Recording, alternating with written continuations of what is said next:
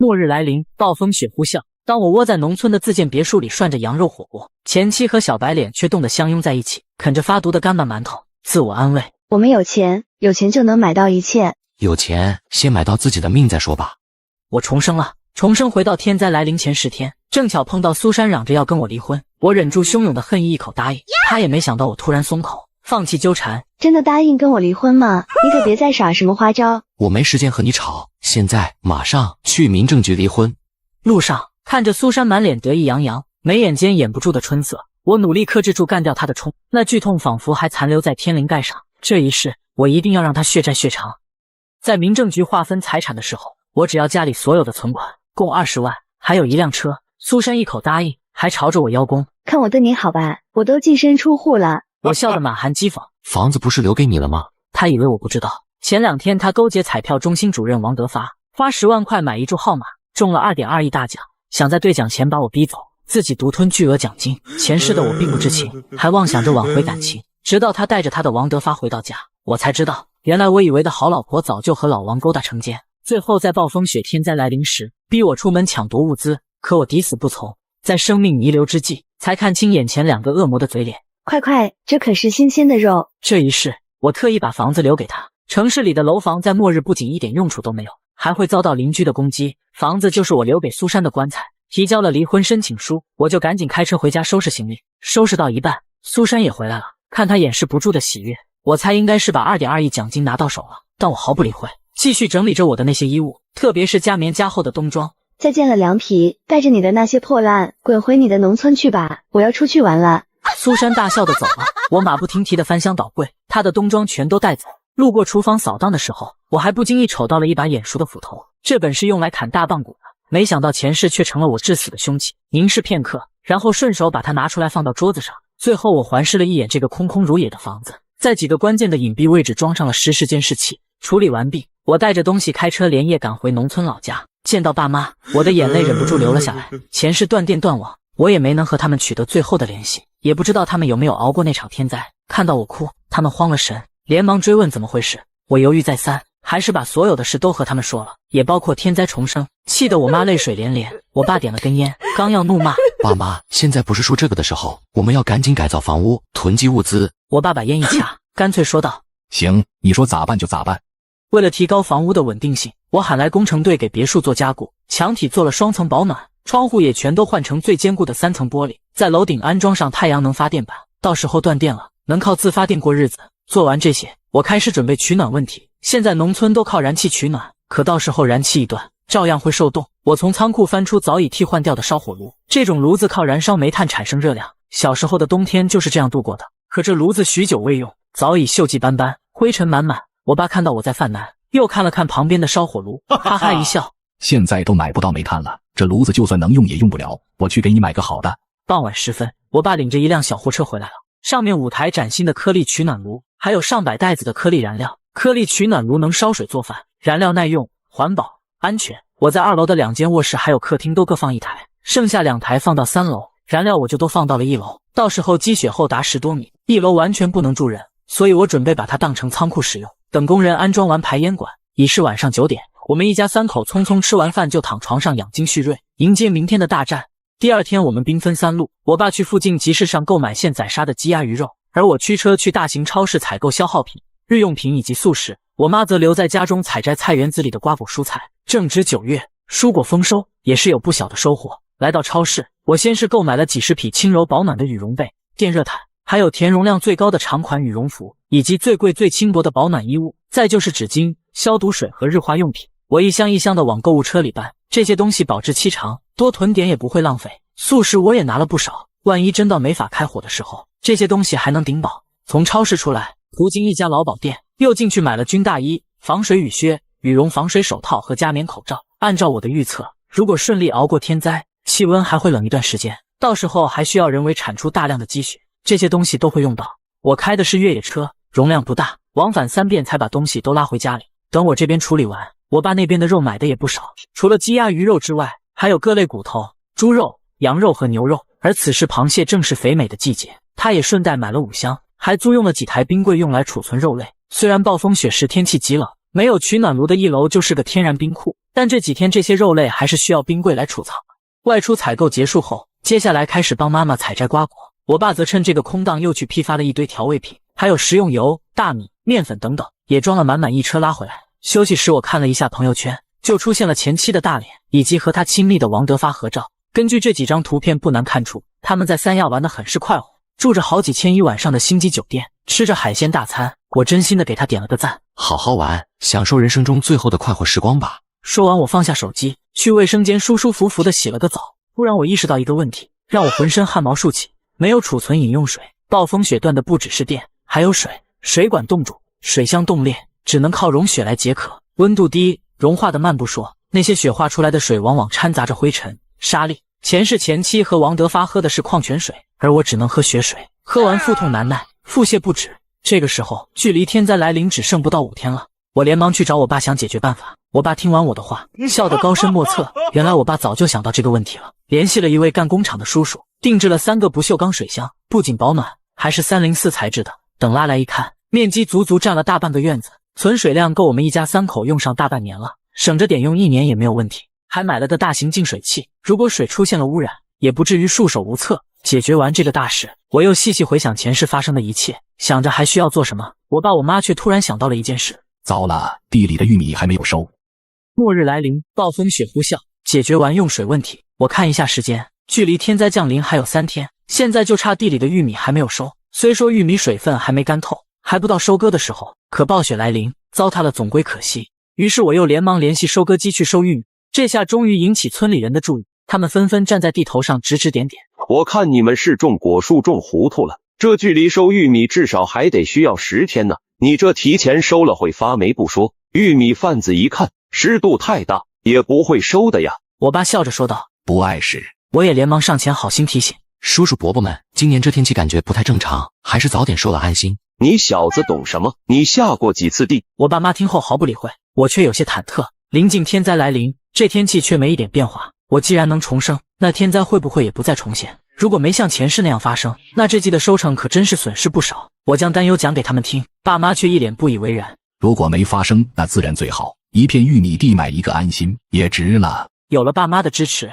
我已经没有什么后顾之忧。收割完玉米，又把剩下的豆角晾晒成干，南瓜打成南瓜酱，西红柿做成罐头，刚采摘的雪梨则准备扔到雪里做成冻梨。一些不好处理也不好储藏的通通放到了冰箱冷藏室，好在之前就冰箱还没扔，拿出来还能用。忙完这些，已经是2天之后，我躺在床上静静等待天灾降临。第2天，天气巨变，本来第一场秋雨过后就进入秋天，没想到天气突然急剧升温，气温1度升至40度，全国各地都在哀嚎，嚷着这秋老虎太厉害了。我的心越来越沉，果然来了，前世也是巨热了2天，在第3天的下午，突然刮起大风，温度骤降，然后暴雪接踵而至。我在相关的帖子底下留言说这天气不正常，建议大家囤点物资，以防不测。结果却引来网友一片嘲讽：你是来卖物资的吧？又一个看末日小说看傻的，谁家这么热的天气囤食物？看着网友回复的消息，我有些无力反驳，希望我那短暂存在的提醒能引起点人们的关注。如果有人听劝，那最好不过了。把手机扔一旁，我又投入到忙碌中。时间紧迫，我爸正在安装每个楼层之间的隔挡，到时候可以缩小空间，增强取暖效果。我妈则依然围着灶台转悠，蒸馒头、蒸包子、烙饼，还包了不少水饺，到时候可以直接下锅吃。时间就这样加速过去。突然，手机中的监控软件提醒我，前妻的那所房子有人来了。我一看，是他和王德发提前回来了，比前世早1天。虽然不知道他们为何改变了行程，但我透过监视器观察到他们并没有什么异常。2人吐槽了一下这该死的炎热天气后就睡了。可他们想不到的是，一觉睡醒，迎接他们的是世界巨变。9月5日下午，暴风雪如期而至。我望着窗外的鹅毛大雪，庆幸一切都安排妥当，手里的20万存款全部花光，加上爸妈出了几万块钱采购的物资，足以够我们一家挺一段时间。网上有人在骂这该死的鬼天气，有人问是不是哪里有冤情，也有人意识到了不对，开始提倡囤点物资。特别是到了傍晚时分，雪还没有停的意思，越下越厚。前妻依偎在王德发的怀里，软软问道：我们要不要也囤点食物？有钱什么办不到，在网上找个跑腿的买点就行了。就这样，过了2个多小时，他们买的东西才送到。前妻还嘟囔着要给跑腿小哥差评，说给了那么多的跑腿费，结果速度还这么慢。可他根本不知道外面的雪已经积到小腿往上。我看了下他们购买的物资，除了2份外卖之外，就是一些零食啤酒。我摇了摇头，关掉了监控画面，从卧室出来想看他晚饭吃什么，可客厅竟空无一人。我跑到1楼，看到我妈站在门外东张西望。妈，怎么了？你爸他还没有回来。我的心咯噔一下。我爸去哪里了？今天中午吃完饭，他看着起风了，就说要回你爷爷家拿点东西。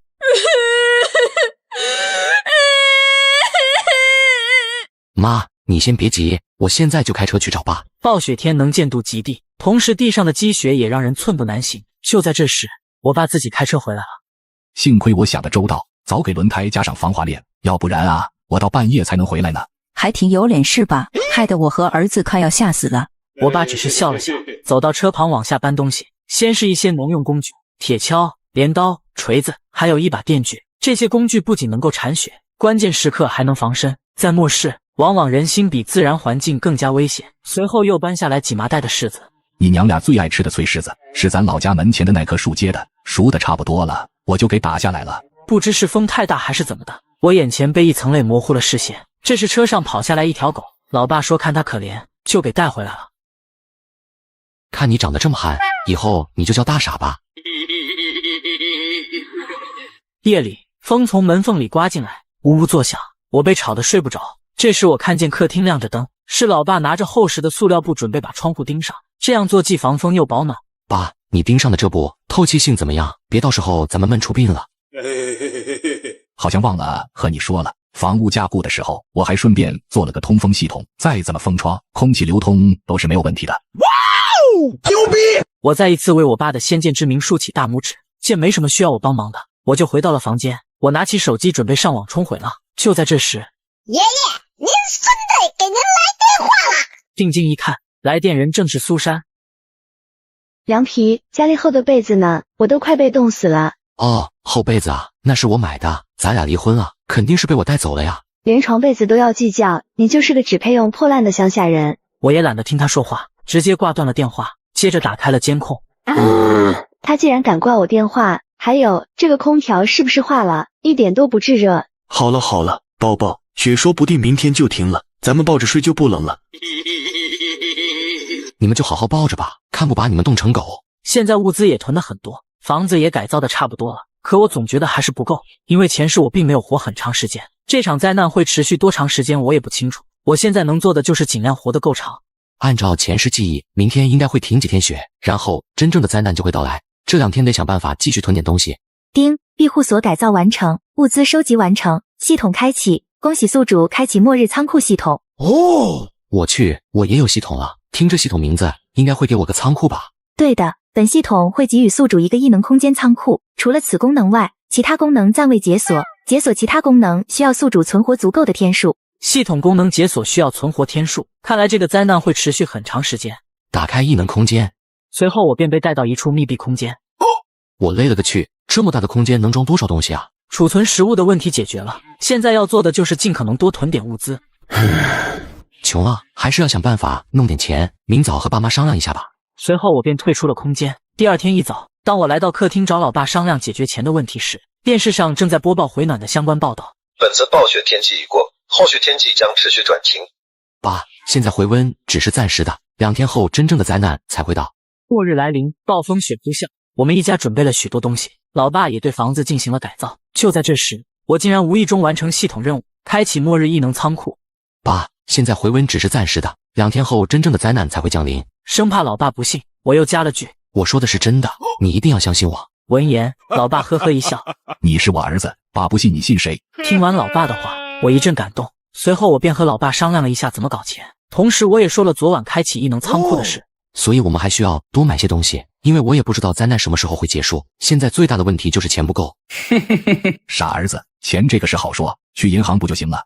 随后我跟着老爸立马开车来到银行，当然我们是来贷款的，大家可不要想歪。半个小时后，我们贷完款出来，就朝附近的超市赶去。我们准备把之前买的东西再买一点点。买完东西找了个没人的地方，把这些吃食和用品一股脑全扔到异能仓库里，只留下一车的物资放在车后。别问为啥不全放进空间，问就是车开都开来了，不拉点东西感觉怪怪的。回去途中，我打开手机，发现网上也有开始提倡囤点物资的人。这次网友的反应不像上次我说的那么激烈，也有附和的声音，但是绝大部分还是不以为然。退出网页后，我打开实时监控，看下前妻他们在干嘛，正巧遇到他们在吵架。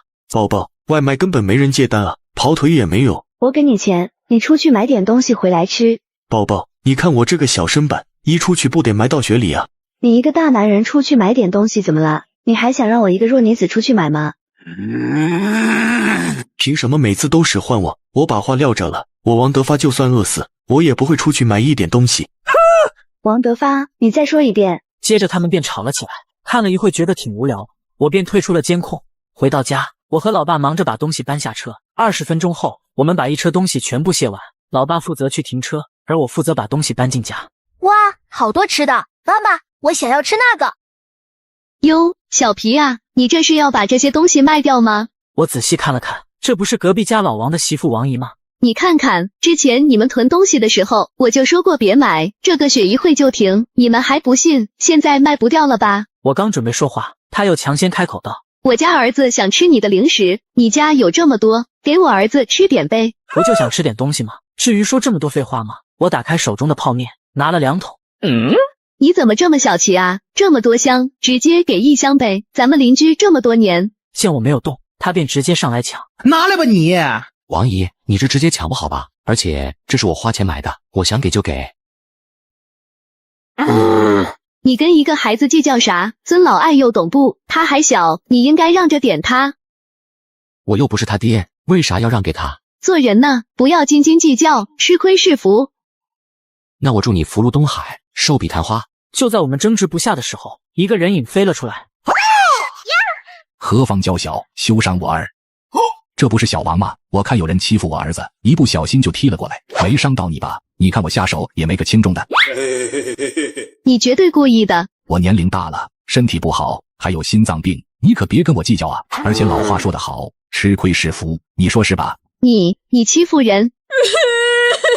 儿子，把那箱泡面给你王姨，让你王姨回去补补。好的爸。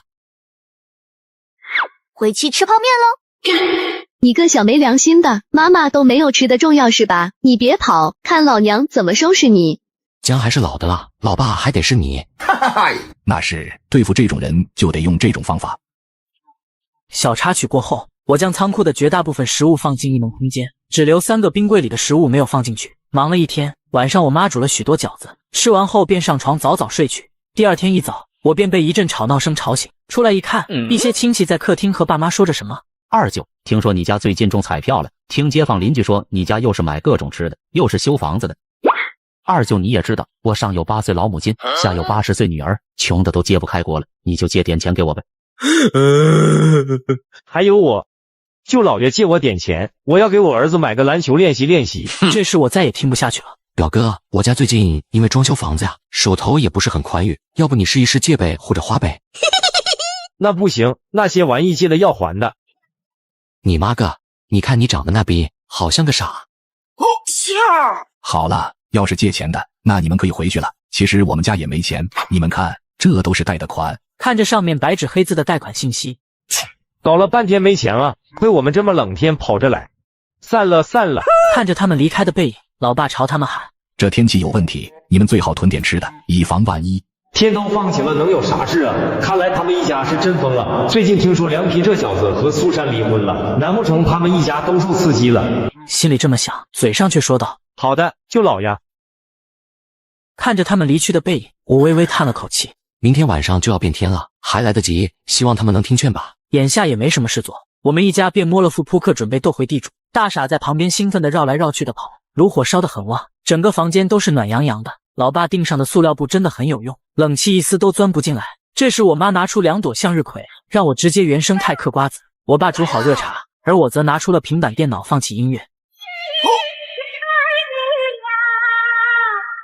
搞错了，再来。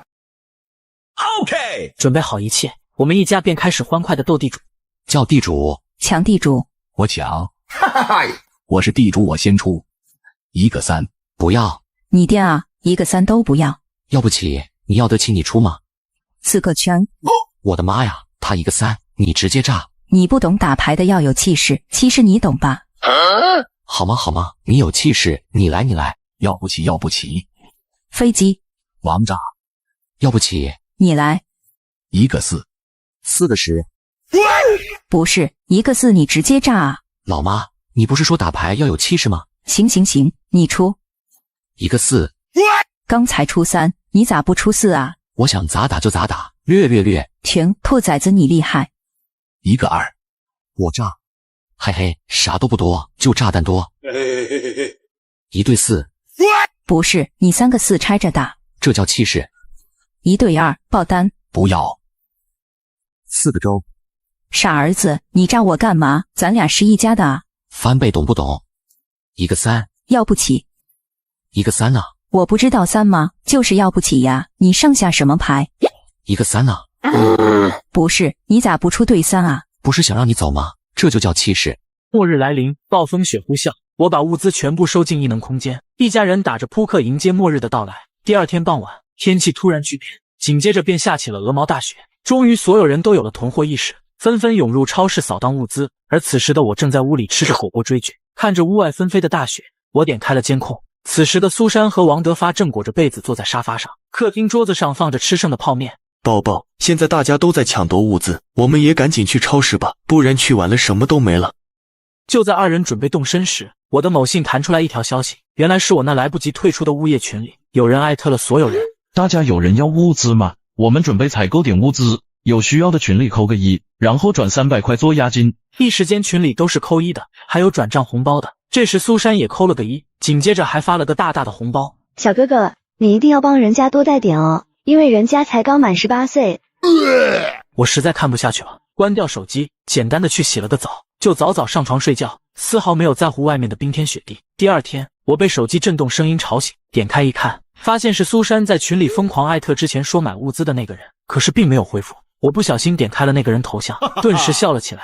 这个人名叫大驴。末日来临后，他靠着掌控物业的大批物资，成了天灾时作威作福的小霸王。上一世，苏珊让我去他那求点食物回来，谁知道他是个变态，害我差点菊花不保。呵呵，他要是能把你的物资吐出来，我倒立吃翔。关上手机，我拉上被子睡起了回笼觉，一觉睡到中午，刚想去拿根冰棒吃提提精神，然后就闻到一股浓郁的肉香，原来是我妈炖的羊蝎子火锅。羊蝎子被炖的酱香浓郁，软烂脱骨，还有各类肉卷、蔬菜、豆制品做配菜，我蘸着麻酱和花生酱吃的不亦乐乎。这时我看到我妈的嘴唇嗫嚅了几下，却犹犹豫豫没有开口。妈，你有什么话想说的吗？我妈迟疑了片刻才说道，妈每次想到你前世发生的一切，就难过的睡不着，那时候的你该有多痛呀。我爸也放下筷子，闷了一口酒。都怪爸妈没能保护好你，这一世我们会加倍补偿你的。看着他们为我担忧，为我自责，我暗暗发誓，这一世我一定要照顾好2老。与此同时，我心中对苏珊的恨意也到达了顶峰。吃完饭，刚好手机拍了羊蝎子新鲜出炉时的照片，看了眼窗外的大雪，我把照片编辑成9宫格发到朋友圈，仅苏珊可见。发完我便刷起了视频，不到10分钟，苏珊就弹起了视频邀请，我拒接，接着又是电话，刚接起来就是震耳欲聋的咆哮声。羊皮，你在哪里？为什么你还能吃上火锅？你都和我离婚了，还管我去哪里？你回你爸妈家了，对不对？我拍了一张家里照片发给他。你觉得这是我家？那边的苏珊沉默了。2个月前我刚带着她来过这，如此焕然一新的装修确实不像是那栋农村小土楼的样子。接着就听到他语气放软，羊皮，我错了，我提出跟你离婚也是一时昏了头，我现在后悔了，告诉我你在哪里，我去找你好不好？你老婆实在太饿了，家里又饿又冷，没了你就是不行，你忍心我饿死吗？变脸如此之快，让我忍不住笑了笑。苏珊，你还真是臭不要脸啊！你身边不是有王德发吗？你让他给你弄吃的呀。羊皮，你别误会啊，她只是我的男闺蜜，纯友谊那种，你懂吧？你说的话狗都不信。苏珊，我劝你好自为之，好好反省。挂断电话，点开监控，就看见苏珊踹了一脚在旁边的王德发。你一个大男人一点用没有，赶紧去找找家里有没有什么吃的。然后就看见他们到处翻东西，但是他们的零食似乎都吃完了，只剩下一堆堆的垃圾袋，最终只能咕咚咕咚的往肚子里灌水。喝吧喝吧，到时候纯净水都没了，你就知道你们现在有多奢侈。这时苏珊突然凑到王德发旁边，在他耳边嘀咕了几句。宝宝，这样不好吧？有什么不好的？都快饿死了，我受不了了。你要是爱我就一块去。王德发无奈的点了点头，然后2个人鬼鬼祟祟的就出门了。末日来临，暴风雪呼啸，前妻和王德发居然干起了抢劫勾当，我就知道他们没憋什么好屁。然而村长牛德华却急匆匆来到我家，开口就是征收我们家的全部粮食。那个粮食卖了，前几天来了火城里人。搞错了，再来。随后他们以10倍价格收购，乡亲们哪里经得起这种诱惑，赶紧把地里的东西都收了，连家里的存粮也不放过，一起打包全卖了。我们想着就是一场普通的大雪，没想到会出现这种情况。我不知道该说些什么，千言万语汇成一句：吔屎啊你！接着我说道：村长，实不相瞒，我家其实也没有粮食，那些说我家有粮食的都是谣言。之前雪不是停了吗？我们把囤的东西全卖了，想及时止损，谁曾想大雪又来了。我爸看着我撒谎不脸红的样子，暗暗为我竖起了大拇指。依据我多年的经验看，这小鬼头应该在骗我。拜托，我叱咤奶罩村这么多年，主打一手老奸巨猾，想骗我门都没有。看着他怀疑的眼神，我又说道：不信您来看。我领着他来到仓库。几天前，我觉醒了末日仓库系统，我立马把家里储存的食物放进空间，不怕贼偷，就怕贼惦记。就在我打算全部都装进去的时候，我爸走过来让我留一些食物下来。您看，就这点东西，我们自己家都够呛，实在是给不了。不对啊，他家不可能只有这点了，我们只看见进，没看见出啊。难道他家还有地窖？切，你家就这点吃的呀？还以为有多少呢？既然你们给不起，那到时候调配就没你家的份。这就不劳你操心了。看他们这么平静，应该是把粮食藏起来了。嘿嘿，应该还不少，得想个法子让他们乖乖交出来，这是得从长计议。随后他抬脚头也不回便走了出去。村长走后，我爸意味深长地说道：我有预感，他一定看出来什么了，以后家里面门窗要关好，有人敲门咱也尽量别开。第二天一早，温度骤降，温度下降到零下50度，哪怕炉火烧得再旺，房间里也是冒着嗖嗖的冷气，根本暖和不过来。没办法，我们只能打开电热毯，穿着保暖内衣加厚实的家居服，随时随地喝着热茶，还不至于那么难熬。紧接着另一个噩耗又来了，我操，没电了。与此同时，网络也都瘫痪，我们彻底与世隔绝。更没想到的是，安装的太阳能发电板并没有起到太大作用，因为哪怕发电板坡度再大，也被积雪淹没了一半，外加阴天不见天日，捕捉到的阳光微乎其微。幸亏我爸早已备好5台大型的蓄电池，以及我充好的10多个大容量充电宝，才不至于立马陷入困境。所幸暖炉是颗粒取暖炉，不需要电。本来想过晚上一家3口睡一间屋可能会暖和点，可打地铺实在太冷了，根本躺不住，外加上我爸呼噜声太大，这才作罢。寒冷的日子让一家人兴致都不太高，扑克也被收到一旁，没人再想去玩。这时我看见我爸手里拿着2样布满灰尘的东西，仔细一看，一个是收音机，一个是望远镜。收音机调试半天，终于收到了信号。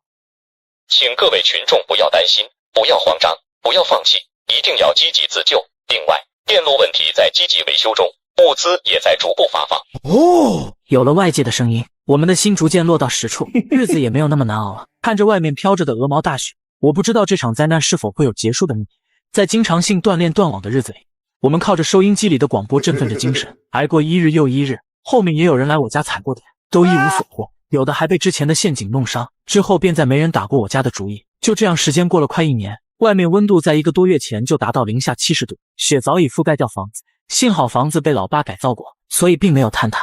每当雪覆盖太深，我们就会清理下来，不让它将房子彻底没掉。然后风雪在一个寻常的夜晚悄无声息地停了。起初人们还害怕这只是一个小小的暂停，但太阳开始露脸，驱散层层云雾，驱赶掉这场如噩梦一般的灾难。这场灾难带走了很多人，靠着政府每天的空投物资以及其他法子，还是有很多人活了下来。我和我爸穿上早已准备好的装备，开启了铲雪之旅，并报名成为志愿工作者。等到社会缓慢恢复正常，人们的生活也回归正轨，我回了趟曾经的那个家。经历过灾难，小区里面萧条了很多。进入房间就看到一片狼藉，地上躺着一具干瘪的尸骨，是王德发的。我小心绕过，找到苏珊证件，然后去开了他嘎掉的证明，还顺手提交给警察一份监控视频，是王德发嘎人的那段。最后我去了趟民政局，拿着死亡证明撤销了离婚申请，合理合法的继承了苏珊恢复的只剩2亿的资金，还完贷的款，处理完所有事，我又回到爸妈那边。他们笑着说：欢迎回家。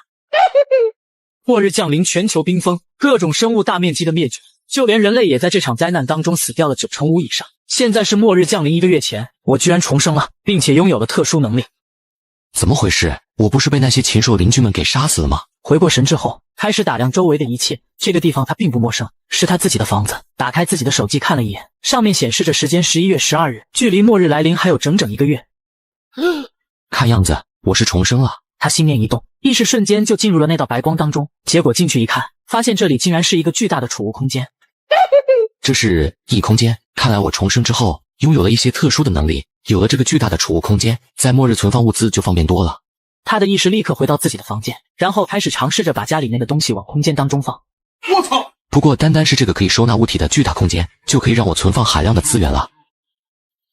全球冰封即将降临第2天，我推来了一大车的物资来到了小区。一路上，许多邻居都看到了这一幕，都不禁议论了起来。13啊，你怎么带了那么多东西回来？是不是仓库里面处理的？这么多你也用不完，要不然给邻居们分点。他说话的时候，他那个孙子小虎已经爬上一辆手推车，伸手就掏出一盒巧克力。别看他人小，但是眼睛歹毒的很。那一盒进口巧克力超市里卖200多。13二话不说，劈手就把东西抢了回来。不好意思啊，这些东西我自己留着吃呢。你怎么这么小气，连小孩子的东西都抢？你这个坏蛋，快把巧克力还给我，要不然我打死你！哟呵！再说一句，我扇你的嘴！熊孩子被13吓住了，哇的一声就大哭了起来，坐在地上开始撒泼打滚。你多大个人了，怎么还跟小孩子计较？不就是一盒巧克力吗？送给孩子吃怎么了？当谁想占你便宜似的？我说了，这是我自己吃的，想吃自己去超市买去。全球冰封即将降临第3天，我贷款1000万打造一个超级庇护所，在庇护所四周安装了坚不可摧的护栏，还囤积了大量的武器弹药，以及未来几十年可用的所有药物。然后我打开异空间，查看扔进里面的物资的变化，放了一个晚上的肉类和水果、蔬菜，竟然丝毫没有变化。我的异空间是独立于这个世界之外的，或许时间变化的规则也有不同，有可能是时间流速更慢，甚至是静止的。这可是个天大的好消息，这样一来，我可以毫无顾忌地往里面放各种各样的东西了。不过，当13查看放进去的几条鱼时，却发现它们都死了。死了之后栩栩如生，也并没有出现变质。活物无法放进去，或者说放进去之后也不能长时间生存。看样子我自己住进去的想法不太实际了。全球冰封即将降临第4天，我打算预定500桌饭菜储存到自己的空间，然后向酒店打去了电话。您好，这里是鸿福大酒店，请问有什么可以帮到您的吗？我家里面要邀请客人，大摆3天3夜的流水席，所以需要预定500桌饭菜。请您稍等，我去请示一下我们经理。先生您好，我是鸿福大酒店的经理陈定方，不知道您如何称呼？我叫13，我要订500桌酒席的事情，你们这边有问题吗？13先生，500桌酒席可得上百万，如果您需要的话，我们会马上为您准备，不过需要您提前打20万定金过来。这个没问题，等下把你们账号发过来，我给你们转账。13先生，您订购的500桌酒席我们已经准备好了，请问你现在方便接收吗？你们送过来就行了。这500桌酒席足够我吃上2-3年了。于是他又给天海市的几大菜馆都下了单子，让他们给自己各送100桌过来，8大菜系包括西餐，足足订购了几千桌。这一下子算是把自己半辈子的伙食全都给包圆了。不久之后，鸿福天下大酒店的餐车就来到了岳麓小区的门口，浩浩荡荡20-30辆车，把路都给围堵得水泄不通，这可让小区的邻居们都看得傻了眼。你们是干什么的？酒店经理说明了情况，不过保安大叔还是坚持要让业主过来才能给开门。大叔，这些是给我送餐的，让他们进来吧。送餐的，你吃的什么东西？要几10辆车来送。哎呦我去！好家伙，这最起码得有几百桌吧？他打算往哪放啊？难不成13家里面有什么事要摆酒席？他会不会是要结婚了？但是几百桌也太吓人了吧！你看清楚了，那可是鸿福天下5星级大酒店，在那里订了几百桌，少说也得100来万。我的妈呀，一顿酒席就能花上100来万，13真是深藏不露。以前只知道他们家底子不错，现在看来怕是个大富豪啊！路边的拜金女前女友方雨晴看到这一幕，更是惊呆了，坚定了自己拿下13的决心。她主动朝着13走了过去。13，家里面最近在忙什么啊？买了那么多东西。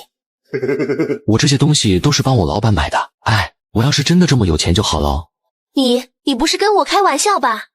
我怎么会骗你呢？我们都认识好几年了，我们家啥情况你也不是不了解。我爸妈都过世了，自己只是仓库一个主管，哪有什么钱啊？不管你是不是富二代，我们都是最好的朋友，不是吗？我可不是一个拜金的女人。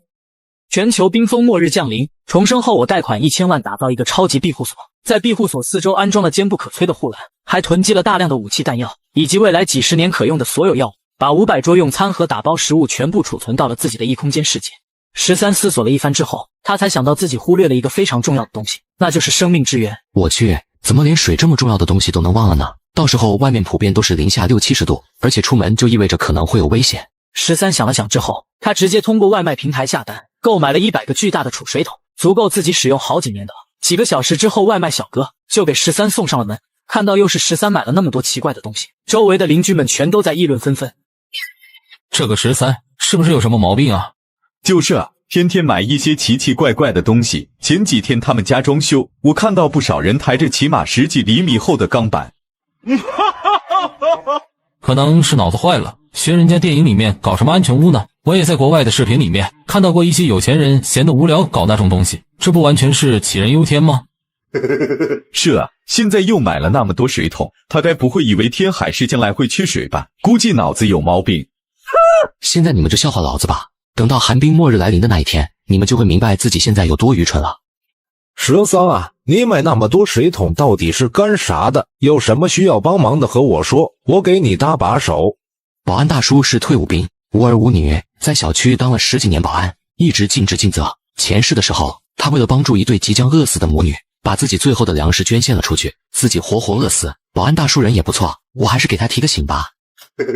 保安大叔，今年气温有些反常，我有内部消息，这个冬天很不好过。为了以防万一，你最好也多囤点吃的喝的，免得到时候物资涨价。13，真的假的？消息靠谱不？你看看，我都准备了这么多东西了，你可以囤点泡面和矿泉水，这些东西也不怕买得多。不过一旁的汤大爷闻言，却走过来对13说道：13啊，你可千万别到处说这种话。现在我们的社会安定祥和，怎么会缺少物资呢？说这种话，小心被人举报你造谣，到时候可是会被请喝茶的。我能提醒的已经提醒完了，信不信就是你们的事情了。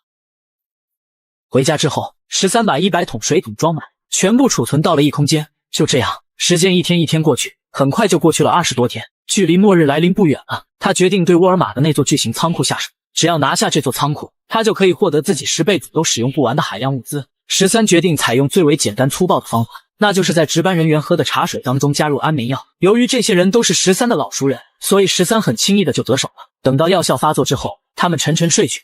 做完这一切之后，13来到了沃尔玛超市仓库，这里存放着上1吨的矿泉水、饮料、酒水，各种各样的东西，一股脑的全都装进了自己的仓库之中。就这样，很快把整个沃尔玛超市仓库搬空了。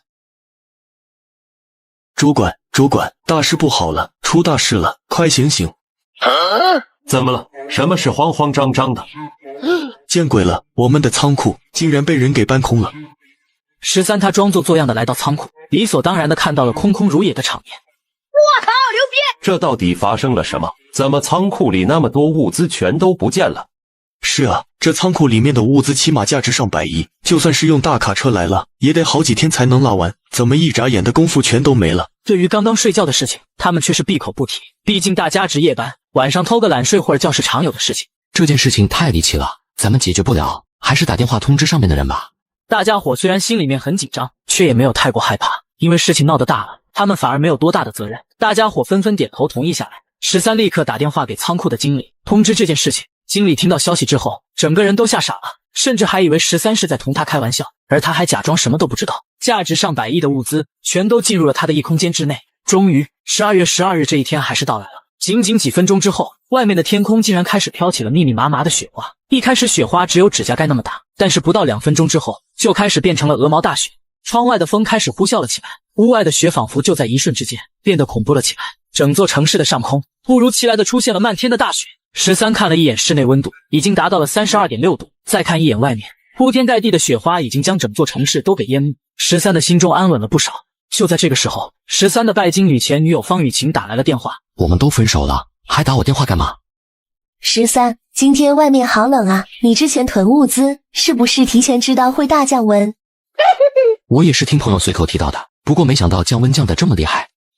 怪不得你囤了那么多东西。13你也真是的，这种事情都不提前跟我说一下，害得我被冻到了。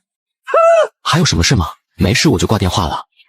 别啊13，外面好大的雪，我没有办法出去。你不是买了很多吃的吗？能不能先借我一些，等到雪再过去了我会还你的。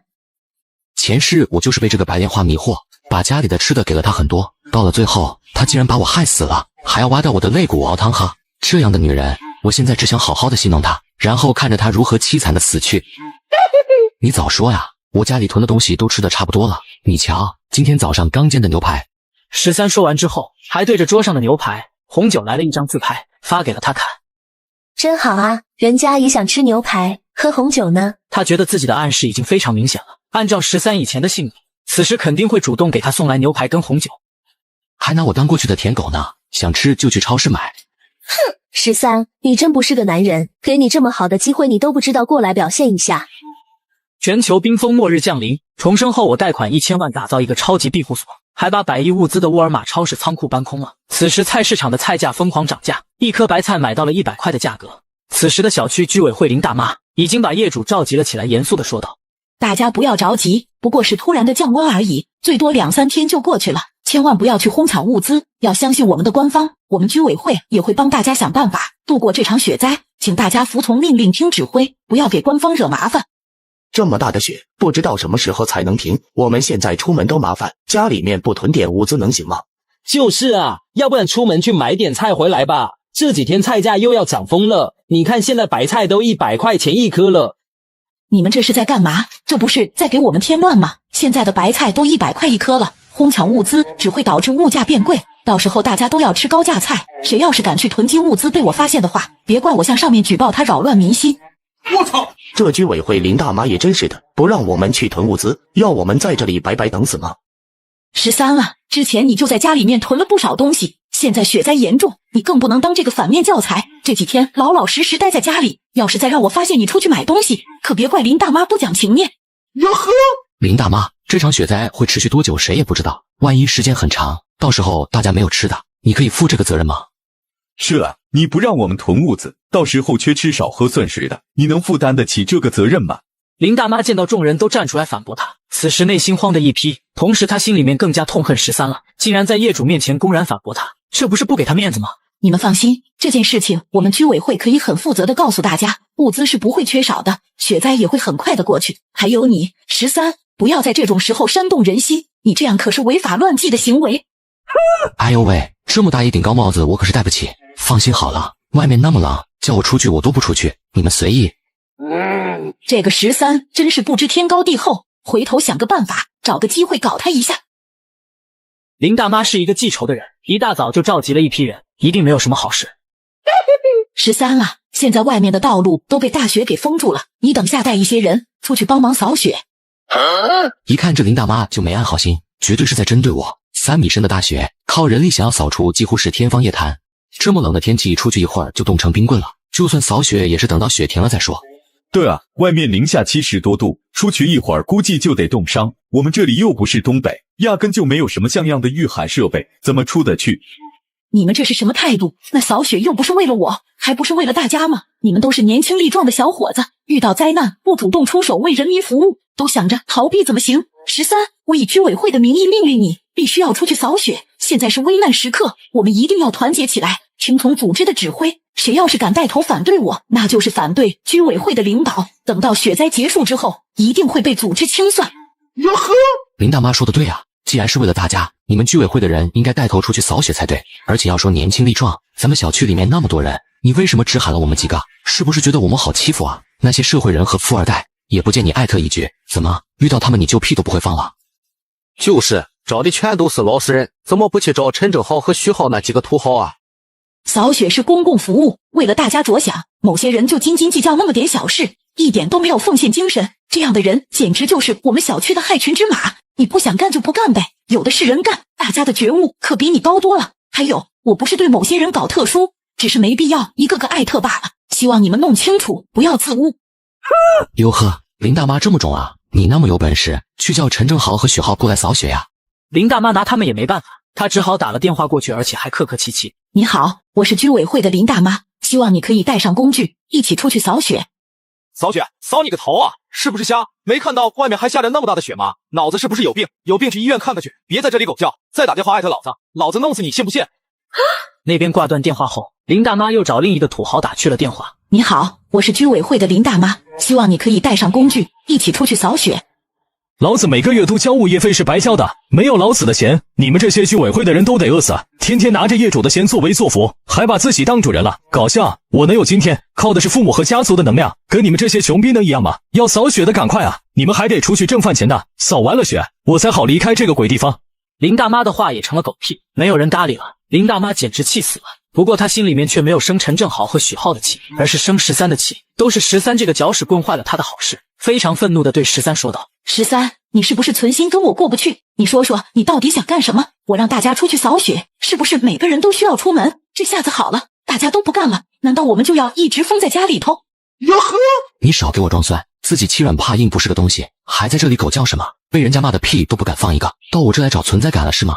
告诉你，你爷爷不是好欺负的，再给我狗叫，小心我弄死你！13把林大妈的性格拿捏得死死的，欺软怕硬的东西大。果然，13说出了这一番狠话之后，也让林大妈吓得胆战心惊。林大妈脑海里想到以后自己靠着居委会的身份刁难13，比如说发生活物资的时候故意拖着13，又或者有什么好的社区活动不告诉13，她脑补着13那时候悔恨的模样，甚至觉得13会过来求她。现在还是别激怒他了，等着，以后我有的是办法让你过不好。早晚有你来求我的那一天，现在我就不跟你一般见识了。全球冰封末日降临，城市停水停电，陷入一片黑暗当中，食物和水都在不断的变少，甚至一包方便面买到了100万的天价。而13早就提前打开了2台静音发电机，开始发电为房间功能。做完这些之后，13打开手机，已经看到小区业主群炸开了锅。你们家有电吗？我们家没电啊，而且自来水也停了，这到底是怎么回事？我们家也是没水没电啊，那么冷的天气，空调彻底不能用了，也没办法用取暖器，这日子可怎么过？官方这个时候怎么不出来管一管啊？再继续这样子下去，恐怕是要冻死人的。这个时候，小区业主一个个纷纷的打语音电话，问候起来了林大妈。林大妈，之前你不是说没事的吗？我就是听信了你的话，才没有出去买物资，现在怎么解决？上面到底什么时候过来救我们？你说句话啊！林大妈面对邻居们的质问，心里面也是一片焦急与恐慌。此时她的内心比邻居们更加的害怕，业主们还不清楚上面要怎么救他们。可是林大妈通过居委会已经接到电话，提前得到了一些消息。林大妈，现在全世界都在下暴雪，据说是数十万年难得一遇的雪灾，可能我们迎来了又一场生物大灭绝，也就是末世。官方虽然在尽力支撑，但是我国10几亿人口根本不可能顾得过来，国内几大重点城市都已经沦陷了。接下来想要活着，咱们只能靠自己，一定要多囤物资，尤其是食物和取暖的能源。林大妈听到领导说的话后被吓得不轻，也不知如何向各位业主如何交代。这个时候，林大妈的孙子小虎问道：奶奶，外面怎么那么冷啊？爸爸妈妈什么时候回来？小虎，没事的，再过一阵子爸爸和妈妈就会回来。林大妈安慰了一番小虎之后，拿起手机开始在业主群里面发话，只不过都是林大妈忽悠小区业主的理由罢了。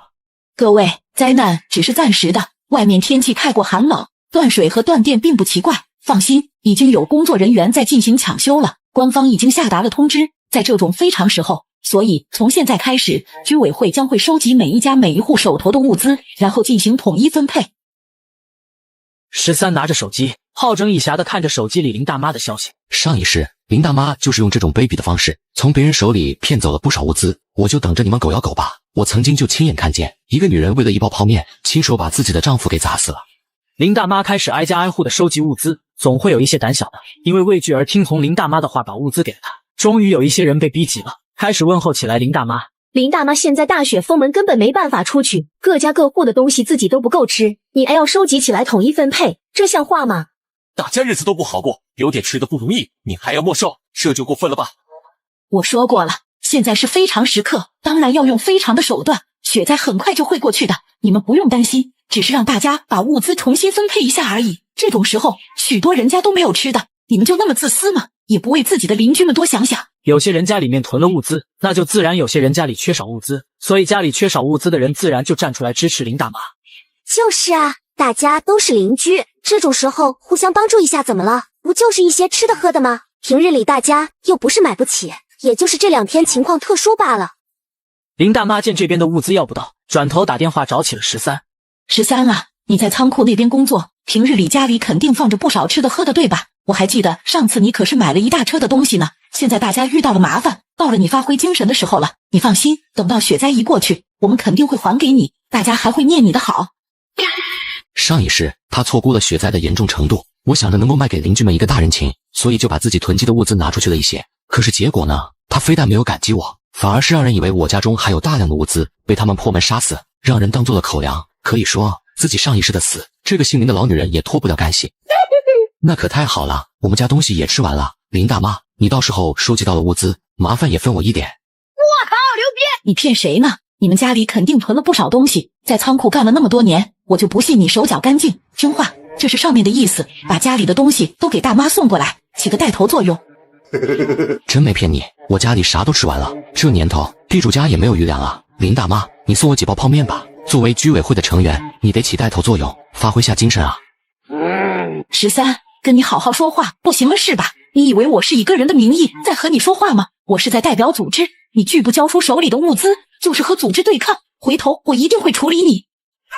还代表组织，你真拿着鸡毛当令箭啊！不过就是一个居委会的干事，别说公务员了，你连个事业编都不是，平日里哄哄那些老头老太太也就得了，还在这里跟我装大半蒜，你有本事随便使，我在家里等着你。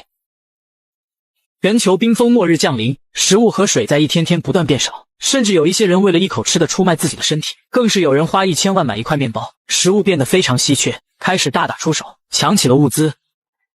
老东西，让你哄骗邻居们的物资，老子今天要替天行道！林大妈被打得倒在地上，脑袋发晕，半天说不出话来。给我搜，这屋子所有吃的喝的咱们都拿走，这都是邻居们辛辛苦苦攒下来的，可不能便宜了他。很快的就从林大妈家里翻找出来一大堆的泡面、面包和饼干、矿泉水。你们不能把东西都拿走，那还有我们家自己囤的东西，你们都拿走了，我和我孙子还怎么活？关老子屁事，给我滚！这个时候，林大妈的孙子拿出一把水果刀，对着他们生气的说道：你们这群狗日的，都给我滚出去，不然我就弄死你们！哟呵，小屁孩，哪凉快哪待着去！熊孩子气得不行，一跃而起，水果刀扎到了小卡拉米的屁股上。老五，什么时候练得这么好的腿功啊？竟然把那个小兔崽子给踹飞了，厉害厉害！小卡拉米拔下屁股上的刀子，洋洋得意地说道：帅不帅？真该让你们把刚才那一幕给拍下来。林大妈自己身上有伤，本来想躺在地上装死，可是看到疼爱的孙子被人踹得那么重，绝望地痛呼了一声：小虎，我的孙子！这就是你哄骗邻居们的代价，我这是替天行道。而另一边的13通过监控看着林大妈被打的画面，那叫一个爽啊！只可惜跟我没有多大关系，看着他们打生打死，为了一点物资玩命，我却只能在家里躺平过日子，真无聊。随后13就把拍摄到的这段视频发到了业主群里。大骗子，活该！好哥为伍啊！对付这种人就该用雷霆手段，这就是骗子的代价。偷鸡不成蚀把米，真是笑死人了！不愧是社会大哥，就是有正义感。要不是有豪哥，咱们对他这种无耻败类真是一点办法都没有啊！不过林大妈孙子被陈正豪手下狠狠地踹了一脚，6岁的孩子被这么踹上一脚，根本承受不住，内脏都出了问题。林大妈绝望之下，只能够在业主群里面求救，希望有人可以帮忙救救他的孙子。不过由于他之前骗取物资的事情，让大家对他都特别反感，根本没有人愿意帮助他。千错万错都是我的错，只要你们能救我孙子，我给你们磕头都行了。业主们却没有人同情他，反而是有人嘲讽起来。谁知道这一次又是真的假的？再说了，我们又不是医生，没有那个能力帮你们。要不是你自己骗大家物资在先，豪哥会打你孙子吗？说到底还是你自找的。就在这个时候，一个叫周可儿的女人发来了消息：我是医生，让我给孩子看看吧，不过我不保证一定可以把他治好。末日开始1周的时间已经过去，所有人的食物所剩无几，业主小区群开始出高价买食物。谁家里还有吃的吗？我和孩子已经2天没吃饭了，我可以高价买。我家里还有几块面包，需要的话可以卖给你，不过1块面包我要100万。就在这个时候，富二代许浩拿着手机对群里说道：我出1000万买1块面包，你们家有多少，我全都要了。富二代林浩的一番话，直接让整个聊天群里炸开了锅。什么1块面包1000万？我没听错吧？你们不要这个样子哄抬物价啊，我有点害怕了。雪灾一定会过去的，对吧？真没有必要这样子，1块面包1000万，真以为世界末日了？又不是丧尸围城，至于吗？你们别管那么多，反正老子我就是有钱，花钱买个安心行不？你们愿意卖就私信我，不愿意的就拉倒。宝妈伤心的拿着手机对着群里说道：你怎么能这样啊？我们家一口吃的没有了，买食物是救命的。我可没有跟你抢，只不过我开价高一些，大家愿意卖给谁是他们的自由，你管得着吗？求大家帮帮我们吧，我儿子才9个月，我没有吃的，就没有奶水给他，我们娘俩都要饿死啊。妇女通过卖惨博取大家同情心，最终获得了少量的食物，而土豪许浩靠着超能力，最终从许多邻居手中买到了物资。13通过监控看到这一幕，不由得说道：这是金钱在末日当中所能发挥的最后余热了，大概不需要多久，就会随着物资的耗尽，发现金钱变成了废纸，物资才是绝对的王道，到时候不知道多少人会对自己收买物资的行为悔青了肠子。全球冰封末日求生第10天，这场雪下了整整10天，一刻都没有停止过，整个城市已经被大雪彻底淹没，想要出门根本没有可能，也没有官方救援的消息，所有人食物基本上没有了，一块面包由原来的1000万涨到了5000万。此时13的前女友方雨晴伤心地对她闺蜜说道：宁宁，我们的食物快没有了，该怎么办啊？再这么下去，我们会饿死的。你看，我们俩长得这么漂亮，只要我们略微出手，一定会有男人肯为我们的美色动心，为我们奉献物资吧。你是不是傻呀？现在大家伙都把物资当命一样看待，就算他们会对我们心动，也不可能那么容易把物资给我们的。再加上天气那么冷，就算我们送上门给他们白嫖，他们怕是都有心无力。对了，雨晴，你是不是忘了自己还有13这样的一个舔狗？哼，那个臭男人，除非他过来磕头求我原谅他，否则我绝对不会主动找他的。几天过后，他最终忍受不住饥饿，放下自尊打电话找起了13。你这个臭弟弟，那么多天都不找我聊天，你真是坏死了。不就是前几天说了你2句吗？其实人家当时就后悔了啊，不过人家是女孩子，不好意思先开口吗？你这个臭弟弟，一点都不知道心疼人家。方雨晴作为一个绿茶白莲花，在撒娇卖萌这方面可真是有一套。这个骚娘们，如果不是知道她心肠恶毒，真想把她给办了。最近身体不好，大概是生病了，所以懒得看手机。方雨晴一听，连忙虚情假意说道：只不过是想从13这里搞点食物罢了。生病了啊？你是不是冻感冒了？这个天气一定得注意保暖。不是，我热伤风，被热的。别开玩笑，零下50、60度那么冷的天，怎么会热伤风啊？冷吗？我屋子里有壁炉，倒是没有什么感觉。这玩意烧起来屋子里热的难受，大概是前几天坐在火堆前睡觉，不小心病了吧。13说完，用手机对着熊熊燃烧的壁炉火堆拍去一张照片，又不经意间将他桌子上那些成堆的零食也拍了进去，给方雨晴发送了过去。我的天，这张照片不会是 P 的吧？这种时候怎么可能有人过上这么好的生活？这里简直是天堂啊！他灵机一动，给13打了个视频电话过去，是真是假，只需要看一眼就清楚了。视频一接通，就看到13家里堆成山的食物，那种温度宜人、食物丰富的优渥生活，让他们彻底傻了眼，简直像是看到了天堂一般。最近怎么样？看你们都瘦了，恭喜恭喜啊！方雨晴和她闺蜜心里面真想骂呀，她们哪是想变瘦啊，那全都是饿的。方雨晴一副讨好的模样对13说道：13哥哥家里吃的真多，好厉害，现在外面不少人都吃不上饭呢，还是你聪明，怪不得当初你买了那么多东西呢，原来早就有打算。这有什么呀？不过是运气好罢了。13哥哥，你们家看上去好温暖啊，而且现在也不是供电的时间，为什么你们家那么明亮？我们家装了壁炉啊，这个玩意暖和得很，屋子里面都热得难受，看你们的样子好像很冷似的。外面现在真有那么冷吗？我10来天没有出门了，也不知道外面什么情况。方雨晴立刻换上了一副柔弱可怜的样子，嗲嗲地对13说道：13哥哥，你好厉害，人家好崇拜你呀，能不能让我去你家里看看？好久没有见到你了，雨晴好想你呀。方雨晴觉得自己这一招肯定管用，毕竟之前她就是靠着这一招，让身边不少舔狗对她唯命是从，何况当初13也追求过她。以前每次让你上我家来，你都是各种借口，说什么咱们都是单身男女，传出去影响不好吗？我觉得你说的对，咱们又没有什么关系，是应该保持距离才对，省得人家说闲话。人家过去那么做也是为了你好吗？13哥哥，别那么小心眼嘛，就当是晴儿错了好吗？人家现在就过去给你赔罪，大不了人家帮你捶捶腿，让你为所欲为还不行吗？这么冷的天，难得她能以如此精湛的演技演出羞涩少女的感觉，不去当影后真是可惜了人才。只可惜小爷并不吃你这一套。那怎么行啊？咱们俩又不是男女朋友，做这么亲密的事情我无法接受。我是一个传统的人。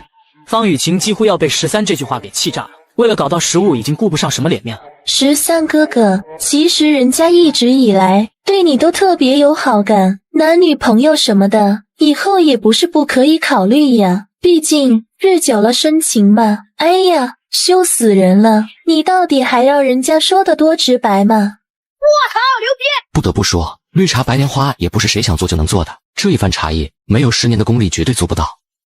方雨晴，你是不是误会了什么？我承认过去有段时间咱俩关系还不错，不过你该不会是觉得我喜欢你吧？13哥哥，你这是什么意思啊？你过去不是最喜欢晴儿了吗？别误会啊，你的确是有几分姿色，是个漂亮的妹妹，不过我可从来没打算跟你谈恋爱，最多就是玩玩而已。就凭我的条件，在天海市想找个有模样有身段的女朋友，真不是什么难事。你到底是哪来的自信，认为我在苦苦追求你啊？13，你不要太过分了。哟呵，行了，你也别跟我装什么清纯美少女，我早就看出来了，你不就是一个捞女吗？天天想着钓金龟婿，你以为有钱人都是傻子吗？再告诉你一件事情，你在天海市富二代圈子里都是出了名的，今天去舔张少，明天去追李少，人家只是跟你玩个几天，你还真当自己能做有钱人家的少奶奶了？知道他们私底下怎么叫你的吗？公交车、公共插座。13，你给我闭嘴！我不就是说点实话吗？你激动什么？这些事情不都是你自己做的吗？说完之后，13不给方雨晴骂街的机会，直接就把通话给掐断。13，该死的家伙，你算什么东西，也敢骂我？如果不是现在的雪灾，老娘连正眼都不会看你一眼。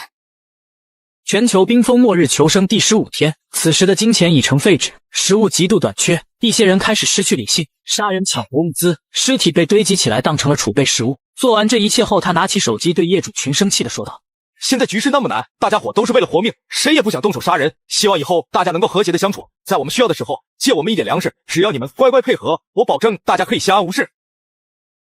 这种短暂的宁静在第2天就被打破了。虽然家家户户都因为畏惧陈正豪不敢出门，但是如果不下楼凿冰取水，他们就活不下去。到了晚上，他本想着趁着天黑偷偷下去挖穴取水，就被逮了个正着。这小娘们够味啊，我已经10几天没有发泄了，快憋不住了。我也一样，这小娘们长相一般，不过身材还凑合。刘甜甜赶紧关上了房门，绝望之中拿起手机向业主群求救。大家快来救救我，他们在砸我的门，求求你们了，我会被他们杀掉的。保安大叔，你救救我吧，你不是退伍兵吗？他们肯定打不过你的，万一我出了什么事，下一个就轮到你们了。姑娘，现在事出突然，我一个人也对付不了他们那么多人啊，还有枪，哪怕我当过兵也无法对抗。你不能这样啊，我一个弱女子你都保护不了吗？你算什么男人啊？我要是死了，做鬼都不会放过你的。大家都是姐妹，这种情况我们也没什么办法，你可一定要顶住啊，否则被破门的话，说不定会把你给那啥的，他们那么多人，会把你给玩坏的。建议姐妹你夹死一个，也算是为民除害了，反正家里被抢了，估计你也活不下去了，倒不如临死拉一个垫背的。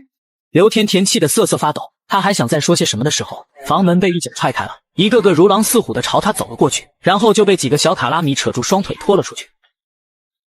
13，现在外面太危险了，陈正豪他们早晚会抢到我们身上来，我们大家必须团结在一起。没事，我现在自己过得挺舒服的。话不是这么说啊，你只有一个人，陈正豪手里可是有5、6个人，还有枪，所以你现在也非常不安全。那你们想怎么样？现在大家分散着住，实在是太危险，所以我们决定搬到一起，这样即便是面对陈正豪也是反抗的力量。怎么，你们聚在一起就不怕陈正豪手里的枪了？此时群里另一个人开始说话了。人多一点，最起码他们会有忌惮，而且我们可以团结起来把门给封上，就不怕被他们破门了。只是现在我们欠缺的是一个好的据点。13，你们家有阳台，而且防盗门特别的结实，非常适合用来对抗陈正豪，所以我们希望你能够加入我们的团队，大家一起对抗陈正豪。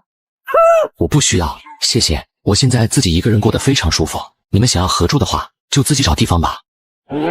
十桑，现在大家都有生命危险，你不能目光那么短浅啊！只有大家在一起，我们才能活下去。这时，另一个群成员王敏也说道：“只是因为你们楼层有阳台，方便取雪水，大家才选中你们家。你以为我们是占了你的便宜？实际上大家也能保护你啊！”哟呵，保护我？你们也配？还真有脸说出口的。13，我承认我们有求于你，但是你想啊，你只要让我们进入你家避难，你就可以救活7、8条生命。难道你忍心眼睁睁看着我们被陈正豪给杀死吗？我们可是那么多年的朋友、邻居啊！都这种时候了，大家能不能活下去都个凭本事。你们对我而言没有任何的价值，又凭什么要求我保护你们？说完之后，13直接选择了退去，想薅他的羊毛，简直是做梦。此时，一群人开始联合起来，即便要大家一起抱团，也只敢找信得过的人。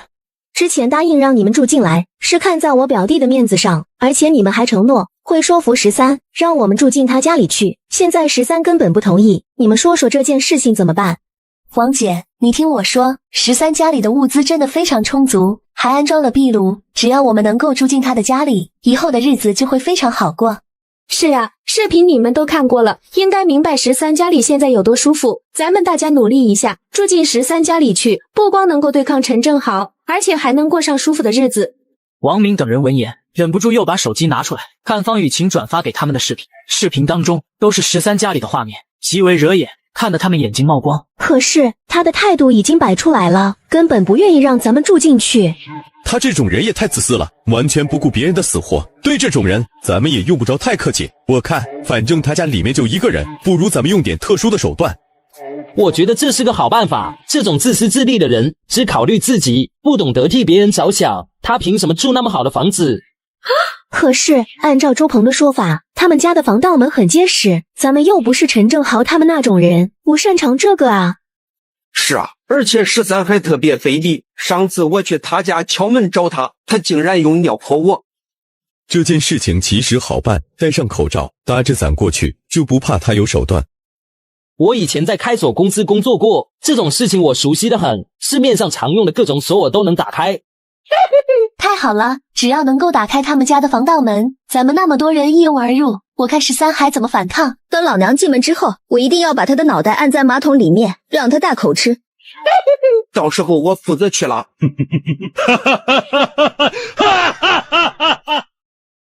全球冰封末日降临，食物极为缺少，一些人为了食物开始。此时一些人盯上了我，开始对我防盗门疯狂输出，砸我的门，被我用电电死。救我！孙志超和陆涛是多年的哥们，看到兄弟惨死，他的眼睛里都在冒火。13，你这个狗日的，你给老子滚出来！想来砸老子的门，你们这不是找死吗？活着不好吗？13，我们本来想好声好气的过来跟你商量合住的事，你怎么能动手嘎人？你简直比陈正豪还要坏，你就是个嘎人魔鬼！哟呵，你跟我装个鸡毛呢？明明是你们来我家砸门，想要抢夺我的房子，死了也是活该，还有脸在这里狗叫，实在是笑死爹了。孙志超假装镇静，等他出来一定把他弄死。13，我们没有恶意，只是想要跟你聊聊，但是你也不跟我们说一声，就动手嘎了我们的好兄弟陆涛，这也太过分了吧！我靠，牛逼！只是过来跟我聊聊，不请自来，直接上来砸我的门，这就叫聊聊。砸开门之后，下一步估计就是把我给弄死，或者赶出去让我自生自灭，然后你们享受着我辛辛苦苦准备的安全屋，对吧？13，我们给你最后一个机会，开门放我们进去，否则的话，后果不是你承受得了的。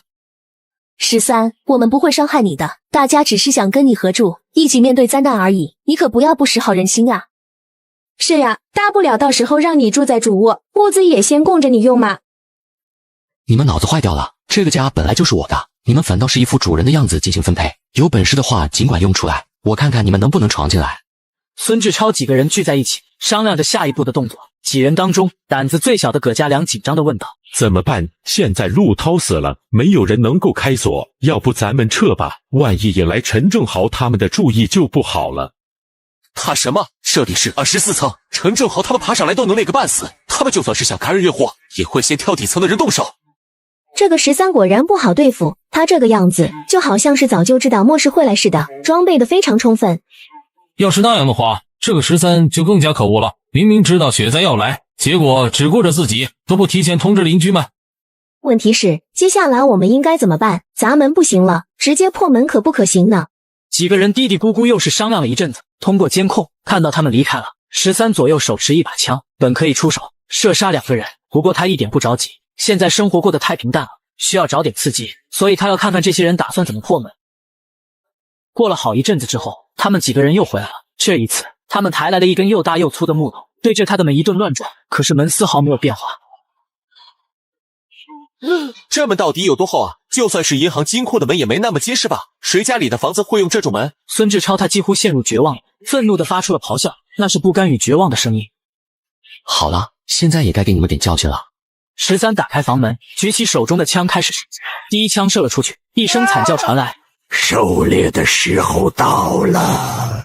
然后连人开了很多枪，3个人都被当场领了盒饭，另外几个人此时才反应过来，落荒而逃。你个臭娘们，都是你们害的！你们不是说他家只有门结实吗？为什么会有枪？你们是不是早就知道了，所以才跑得那么远？为什么你们就好好的？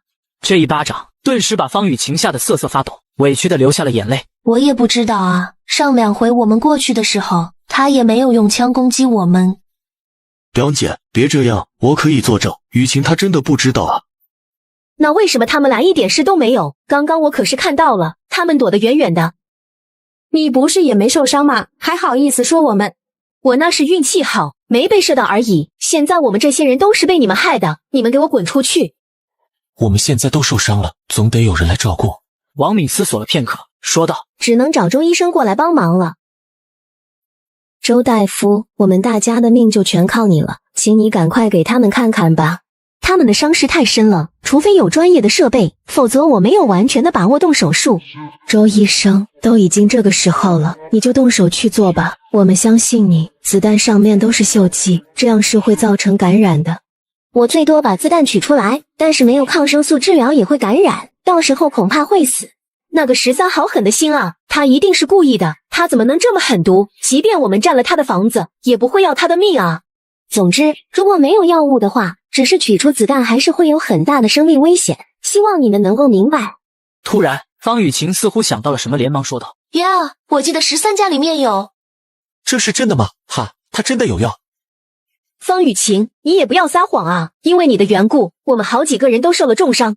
我记得就在1个月前吧，从那个时候起，13整个人好像都变了。他开始往家里疯狂的囤东西，我几乎每天都可以看到货车给他送东西。有一回，我就见到医药公司的车开到小区来，13去接的，然后人家抬了2个大箱子去他家，里面肯定是药物。抗生素并不是什么稀有的药物，如果他真的是提前知道灾难降临而囤货的话，一定有大量的抗生素和消炎药在手里。孙志超像是看到了活命的希望，眼睛里的光芒都有些疯狂了。那快去找13了，让他把药拿来救我的命，我的伤就是他导致的，所以他必须得救我。可是刚刚发生了这种事情，他对我们也很厌恶吧？怎么会拿药来给我们呢？我们又没有伤害他，而且还打算破门之后留一些物资给他，反而是他不识好人心，对我们下死手。我们才是正义的那一方，怕什么？这件事情就交给你去办了。我知道13之前追求过你，所以你去办最合适。全球冰封末日求生，一群人为了抢我的房子物资，疯狂砸我的门，被我当场打了3个人。我打伤的人却来求我要药物。13，陆涛死了，周鹏他们被你射中了，也快死了。死了就死了呗，早死晚死都得死。你们该不会觉得自己能在这场雪灾中幸存下来吧？13，我知道是我错了，都怪我不好，没有答应你的追求，但是现在我想改了，你可以原谅我吗？你觉得呢？我会把药给你们吗？13，周鹏他们被你射伤了，现在伤得很重，家里面没有药，他们会感染死的。你之前不是买了很多药吗？求求你借我们一些药物，我保证以后绝对不去打扰你了。方雨晴，你猜我为什么要用生锈的子弹射他们，要他们感染之后痛苦的死去？这正是我的目的啊！你竟然跑过来找我借药，你的脑子是不是有病啊？13，我们错了，求求你放过他们这一回，我们保证以后绝对不去找你的麻烦。而且现在世道这么艰难，我们彼此应该互相帮助才对，你不要这么冷血好不好？难道他们死了，你的心里面就会愉快吗？对，我现在很愉悦。13，我是王米，你还记不记得我之前还请你吃过饭呢？你觉得说这个有意思吗？ 13，现在大家都朝不保夕的，又有陈正豪这个恶霸害人性命，做人蝼蚁线，说不定以后有用得到我们的时候，你这一次把药给我们，我王敏日后会记住你的恩情，一定会还给你的。恩情？你当我是傻吗？你们有好几个人死在我手里，不管我怎么做，这个仇都是不死不休了。帮你们，等着以后你们报复我，笑死我了。13，我们不是那种人。别说了，真没意思。你们是不是那种人，对我来说不重要，重要的是我不相信你们是那种人，所以我不会救你们。13，你千万不要把我们给逼急了，你非要让我们死的话，我们也不知道能做出来什么事。你们能做的事情不是都做了一遍吗？要是有这个本事，你们早就闯进我家里，弄死我，然后抢走我的一切了。爷爷，我不是吓大的，这一套对我没用。13，我们非要走到这一步吗？过去咱们俩多好啊，为什么我们不能放弃对彼此的成见，重新开始呢？其实晴儿心里面一直都有你的啊。忽然13的心里面产生了一个邪恶的想法，他知道其他人就在不远，方雨晴的舔狗周鹏也能听到他们的对话，所以13故意说道：哎，雨晴，其实我的心里面对你还是有感情的，只不过当初你伤我太深了，让我不能释怀。这句话就仿佛是一颗火柴，点燃了方雨晴希望的曙光。他不顾旁边人愤怒的眼神，激动地说道：13哥哥，我就知道你不会不爱晴儿的，你真傻，晴儿最喜欢的人就是你了，之前那些事情只是试探你而已。哎呀，你这个木头，怎么就不懂人家的心思呢？不过大家觉得方雨晴真要是勾搭上了13，才有机会搞到他的房子和物资，所以没出声。13哥哥，让晴儿住进你家里吧，以后晴儿就是你的女人了，你想让晴儿干什么，想怎么干晴儿都听你的，好吗？好啊，你快过来吧。林采宁急不可耐地对方雨晴说道：雨晴带上我，带上我啊。不过雨晴，我爱的人只是你一个，所以我只能接受你一个人过来。至于那些不三不四的人嘛，你最好和他们保持距离。现在环境如此艰难，咱们不要让一群人过来拖咱们的后腿，你说对不对？方雨晴此时兴奋极了，压根顾不得边上这些人，满口答应地说道：好的好的，一切都由哥哥你说了算，晴儿全都听你的。那你现在就过来吧，不要管其他人了。我马上就过来，哥哥你等我一下啊。看到方雨晴真要抛下他们，自己去13那里，王敏连忙把他拦住了。给我滚开，不要拦着我去13家，我受够了这样的日子了。你这个不要脸的臭娘们，害得我们那么惨，现在想一走了之，门都没有。正在隔壁做手术的周鹏听到方雨晴要去找13，更是伤心欲绝。雨晴，你怎么能这样对我？你不是说你最讨厌13了吗？还记得你说过要当我的女人的话吗？我追求自己的幸福有问题吗？跟你们在一块儿也只是暂时的，以后大家耗光了物资还不是等死？13家里那么舒服，有吃的有喝的，还不用受冻，我过去跟他怎么了？周鹏，你是个好人，过去对我一直都不错，不过爱一个人就是应该希望他幸福，不是吗？方雨晴，你要走我们不拦着你，但是除非13拿药物过来换。13哥哥，你也听到了，他们不肯放我走啊，要不然你就给他们一些药物吧。药物可是非常珍贵的，我怎么相信他们不是在骗我？也有可能是骗你的哦，说不定他们会挟持你，利用你来威胁我，一直跟我要东西呢。晴儿，咱们可不能上当啊。对对对，13哥哥你说的有道理。处女人，你给我滚开，不要拦着我。两个女人顿时厮打在了一起，为了能够去13家，方雨晴彻底疯了，打得红了眼。你想走，做梦去吧。13，现在方雨晴在我们手里，如果你真的想救她的话，就拿药来交换。你们人太多了，我害怕，万一你们趁机杀死我怎么办？所以雨晴啊，虽然哥哥也很想和你一起过日子，但是他们不允许啊，你可千万别怪哥哥。不愧是你的好闺蜜，大难临头互相出卖。你也看到了，这个女人只想着自己，根本没有考虑过其他人。如果你想继续留在我们团队里的话，就好好看着她，别把她放跑了。王姐，我一定听你的话。方雨晴，我绝对不会让你一个人跑的，要吃苦大家一起吃，凭什么你一个人去享福？全球冰封末日求生，物资缺乏，王敏为了报复我，把我有海量物资的视频发到了业主群里。各位邻居们，现在我才知道，原来还有人家里过着那么幸福的生活，这种自私的行为简直是无耻之极。视频是这几天13家拍的，想一想我们最近过的什么日子，他过的什么日子，你们说这公平吗？大家商量一下，我们到底应该如何处理这件事情？此时，有人提出了质疑。他们家晚上都亮着灯啊，他哪来的电？这真的是最近拍的视频吗？难道不是过去的？我可以跟大家保证，这些视频都是最近才拍摄的。13家里早就备好了各种物资，无论是吃的还是燃料，所以他现在过的生活和天堂一样。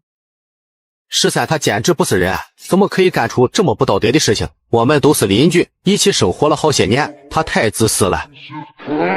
13必须为这件事情负责，凭什么我们过得那么惨，就他一个人过好日子？他家里面吃的喝的那么多，必须给我们大家分一分，我们不好过，他要负担主要责任。此时的陈正豪的眼睛顿时红了起来。13，你这个小可爱，竟然过得那么舒服。13，我可是咱们小区的居委会主任，而且我还是咱们这栋楼的长辈，我说了算，这些物资拿来，大妈给所有人分。13，我和宝宝快要饿死了，你之前不还夸过我们家宝宝可以吗？救救我们吧！我可以让孩子认你做干爹，甚至你有其他要求也可以。13，只要你让我住到你们家，我可以把我所有的资产都给你。我爹已经死了，我们家10几资产都给你。我跟你们很熟吗？凭什么我们家的东西要分给你们？13先生，最近我们家的食物与药物已经接近告捷，希望您能够提供一些帮助。为了答谢，之后我可以为您提供医疗方面的援助。不愧是做医生的人，非常的理智，并没有跟我卖惨求施舍，而是要跟我交换。末世之中，只有有价值的人才有活下去的资格。我现在身体很健康，没有用大夫的必要。不过我家里的确有很多药物，食物方面更不必说了。你想要交换，起码拿出一些现在对我有用的东西来。就当是预付的诊金行吗？我实在是坚持不下去了。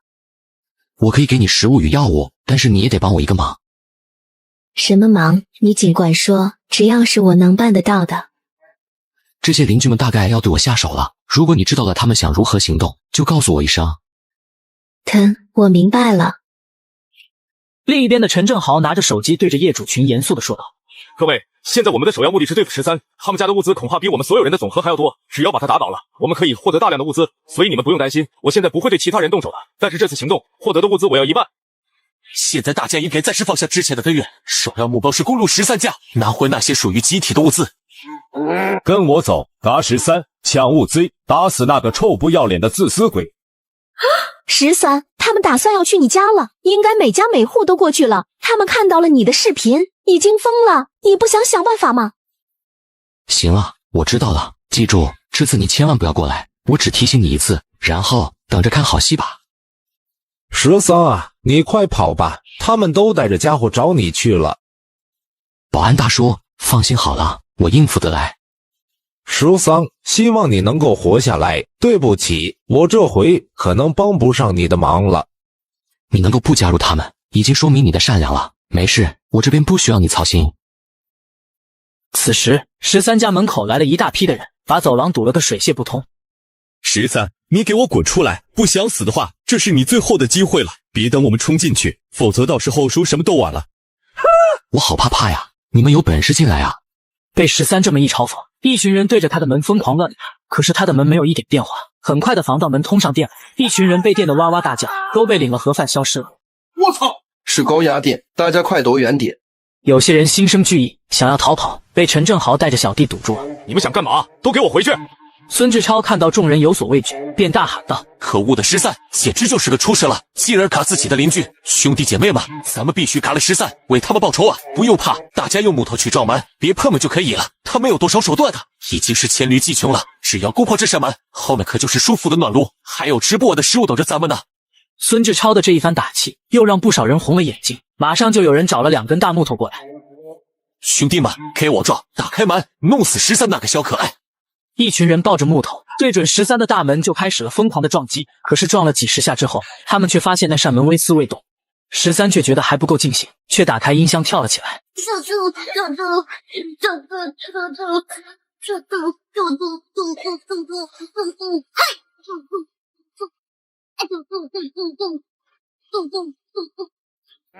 13，你嚣张个坤吧，马上就弄死你！你今天必死，要为我哥偿命！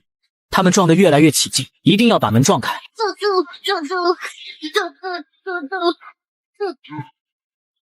这是什么门？怎么那么结实啊？照这个速度，得什么时候才能把门撞破？这个时候，一人走了过来，盯着门扉看了半晌，才惊叫道：“这是银行金库的防盗门啊！那这个东西就撞不破吗？”别说用木头撞了，这种最顶级的防盗门，即便你没用炸弹都炸不开啊！如果没有钥匙的话，除非是世界最顶级的开锁专家，才有一丝打开的可能。全球冰封末日，求生物资缺乏，我有海量的物资被曝光了。整栋的邻居来到我的家门口，一群人拿木头砸我的门，我根本不慌，打开音箱跳起来舞，疯狂嘲讽他们。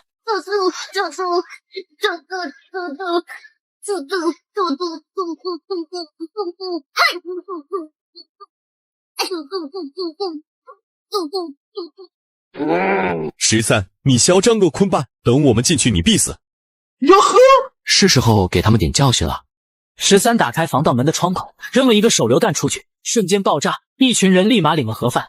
我操！13，你这个该死的狗贼，你卑鄙无耻！出来，有本事你出来，我和你单挑！你这个嘎人魔头，我要跟你拼了！13，我必嘎你！而回应他们的，依旧只有房间里那劲爆的嗨歌，屋外叫骂声连连，屋内则是嗨歌不断，这像极了13对所有人的挑衅。这可怎么办啊？就在这个时候，孙志超喊道：“大家不要着急，我有办法。他们家的门是合金打造的，咱们撞不开。不过这墙还不是砖头水泥，我就不信砸不烂。”众人一听这话，顿时眼睛里冒出了睿智的光芒。对呀，我怎么没想到门砸不开，咱们可以砸墙。我们那么多人，用不了多久就可以把这墙给砸烂了。13，你这个狗贼，绝对想不到我还有这个办法吧？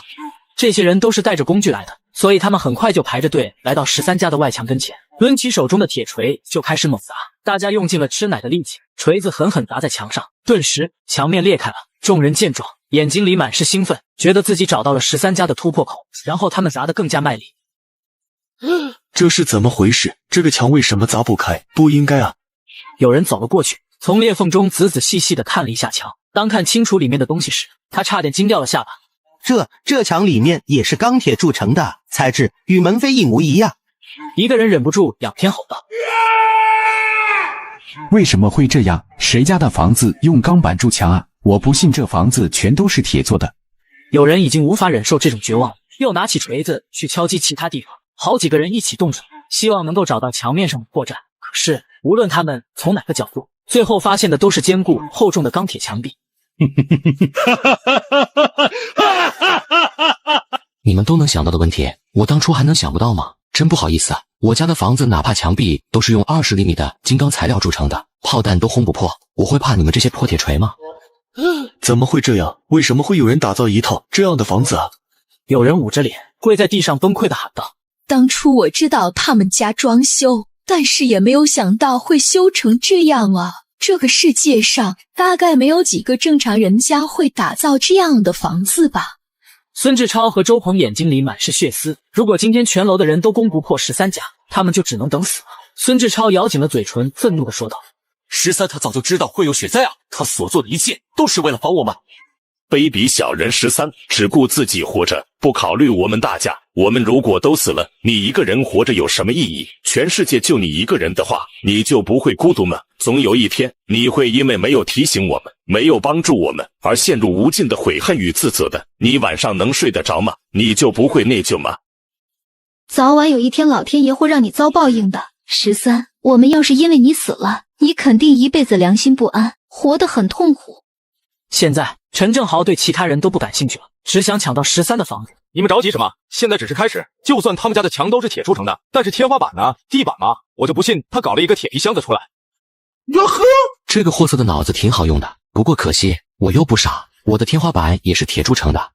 邻居们听了陈正豪的话，纷纷跑到13家的楼上，用锤子砸，用斧头砍，用木棍敲，总之一切能使用的手段他们都给用上了。但是很快他们就陷入了更深层次的绝望之中。他们发现13家还真的就是一个铁箱子，上下左右前没有一个角度不是被厚厚的铁板封死。好多人都累得瘫倒在地上，此时眼睛都出现了幻觉，把眼前的邻居看成了食物。不过他们很快的把想法收了回去。该死的13，你为什么要这么狠毒啊？你一个人活着怎么比得上我们那么多人活着？牺牲一下你自己怎么了？孙志超仰天怒吼，绝望让他的心灵彻底扭曲。就在这个时候，一个邻居走过来对他说道：也许你们可以尝试一下走阳台，他们家装修的时候，阳台改成了落地窗，很大一面都是玻璃，或许有机会闯进去。对啊，我怎么没想到，他家既然有窗户，就一定留有出口，不可能全部封死，只要有窗户就可以冲进去。很快的一群人来到了13对面的阳台，两家的阳台间隔了一段距离，中间更是安装了栅栏。13自然也察觉到了这样的意味，双方对视了不足1秒钟，邻居们便挥舞着手里面的工具，疯狂地朝着巨大的落地窗砸了过来。谁说玻璃就一定比金属脆弱？我的窗户可是防弹玻璃做的。这群人砸着砸着就发现了不对劲，本来以为是有机玻璃，用力砸几下就能给它砸碎，可是一群人砸了半天，怎么连个裂痕都没出来啊？这到底是什么玻璃？难道是防弹玻璃吗？我靠，牛逼！什么防弹玻璃？我不信，我命由我不由天，就不信我打不破它。只要打破它，屋子里的壁炉和吃的喝的就都是我的了。我一定要打破它。而此时的13就静静地躺在椅子上，享受这里的一切，对外面的人一点都不理会。这种鲜明的对比，让外面那些邻居嫉妒的快要发狂。13，你给我等着，马上我就弄死你！等我砸破了这块玻璃，你就完蛋了！你这个该死的家伙，自私的败类！你没有多少时间可以猖狂了，今天就是你的死期！加油，你们继续啊，看看你们能不能弄死我。13觉得差不多到时候了，于是他就扔了一个手榴弹过去，一瞬间爆炸，所有人领了盒饭。饿死总比炸死强吧，所以你们都应该感谢我才对。全球冰封末日，求生物资缺乏，邻居们想尽各种办法想攻入我家，却拿我一点办法没有。此时13家对面阳台又来了一批人，13以为又要过来砸玻璃的时候，他忽然跪倒在地。13，我快要饿死了，求求你救救我吧，哪怕只给我一块面包也行啊。那惨状真的是闻者伤心，见者落泪，磕头的大部分都是女人，试图博得13的同情。大家不要这个样子，我看着心里面难受啊，我心里一难受就想吃东西。13大口大口的吃着东西，把邻居们看得直吞口水，别提多馋了。13，是我们错了，我们只想活着啊，你就试试给我们一些食物，让我们像狗一样的活下去就行。以后你想让我们干什么，我们都听你的好吗？别怪我没给你们机会，你们谁现在过去给我把陈正豪的西瓜拿过来，这样的东西我管他1星期，顿顿吃到饱。邻居听到这番话，脸上露出了犹豫的表情。陈正豪的手里面有枪，想要他的西瓜，也许自己的西瓜就没了。很快的，他们就找上了陈正豪。陈正豪忽然感觉后背如同针扎一般，让他汗毛都立了起来。他猛地回头，举起手中的枪，却发现所有人看他的眼神都带着古怪。你们想干什么？都给我滚开！大家伙看他的眼神依旧古怪，甚至可以说有些诡异，不像是在看一个人，而像是在看食物。陈正豪毛骨悚然，准备赶紧带着手下几个人离开了这里。忽然，孙志超在一旁连忙问道：等等，13家怎么办？攻又攻不进去，还能怎么办？回头再想办法吧。很快，13又收到了许多人的私信和视频电话。经过这一战之后，邻居们也是彻底的认怂了。许多人开始哭求13可怜他们，或者提出利益交换，比如说富二代许浩。13，我可以把我的女人送给你，只求你给我一些吃的行吗？她可是天海市有名的车模，你看看这大灯，这尾翼。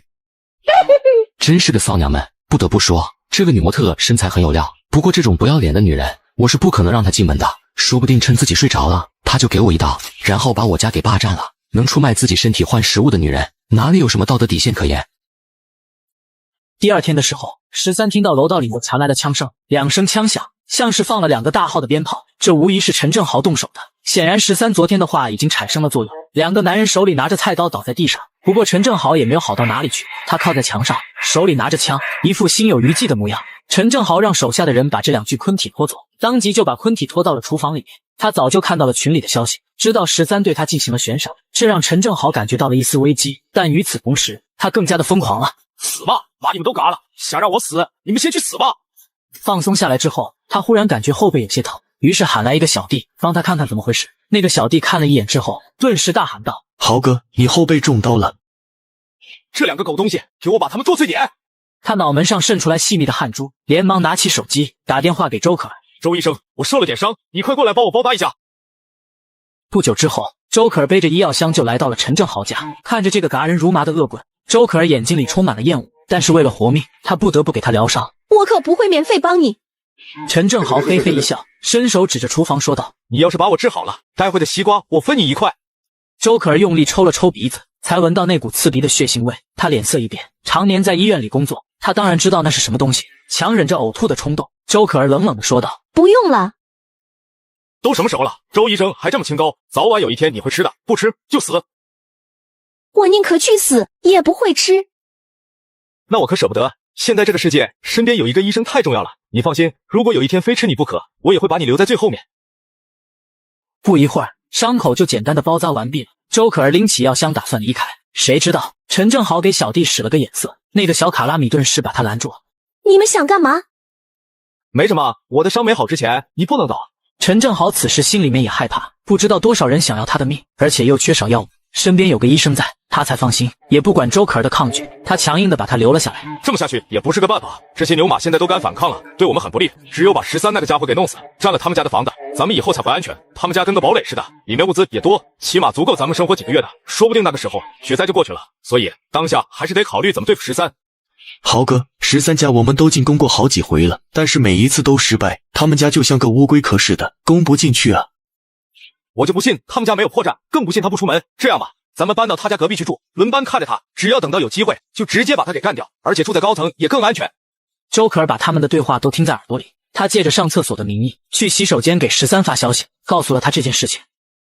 知道了，你继续留在那里观察情况吧。你是医生，陈正豪不会那么快把你嘎了的，所以你暂时没有生命危险。13也不着急出手，他设下了悬赏，之后自然会有人不要命的嘎了陈正豪。陈正豪带着周可儿就来到了24楼，住在13隔壁的小夫妻知道陈正豪来了，也是吓得厉害。开门，开门！我是陈正豪，跟你们换一间房子住，快把门打开，不然我就开枪了。怎么办？他们来抢我们家的房子了，恐怕连我们最后那点吃的也保不住了。别怕，没事的，他们要房子，咱们就给他好了。对了，快把剩下那些吃的藏在身上。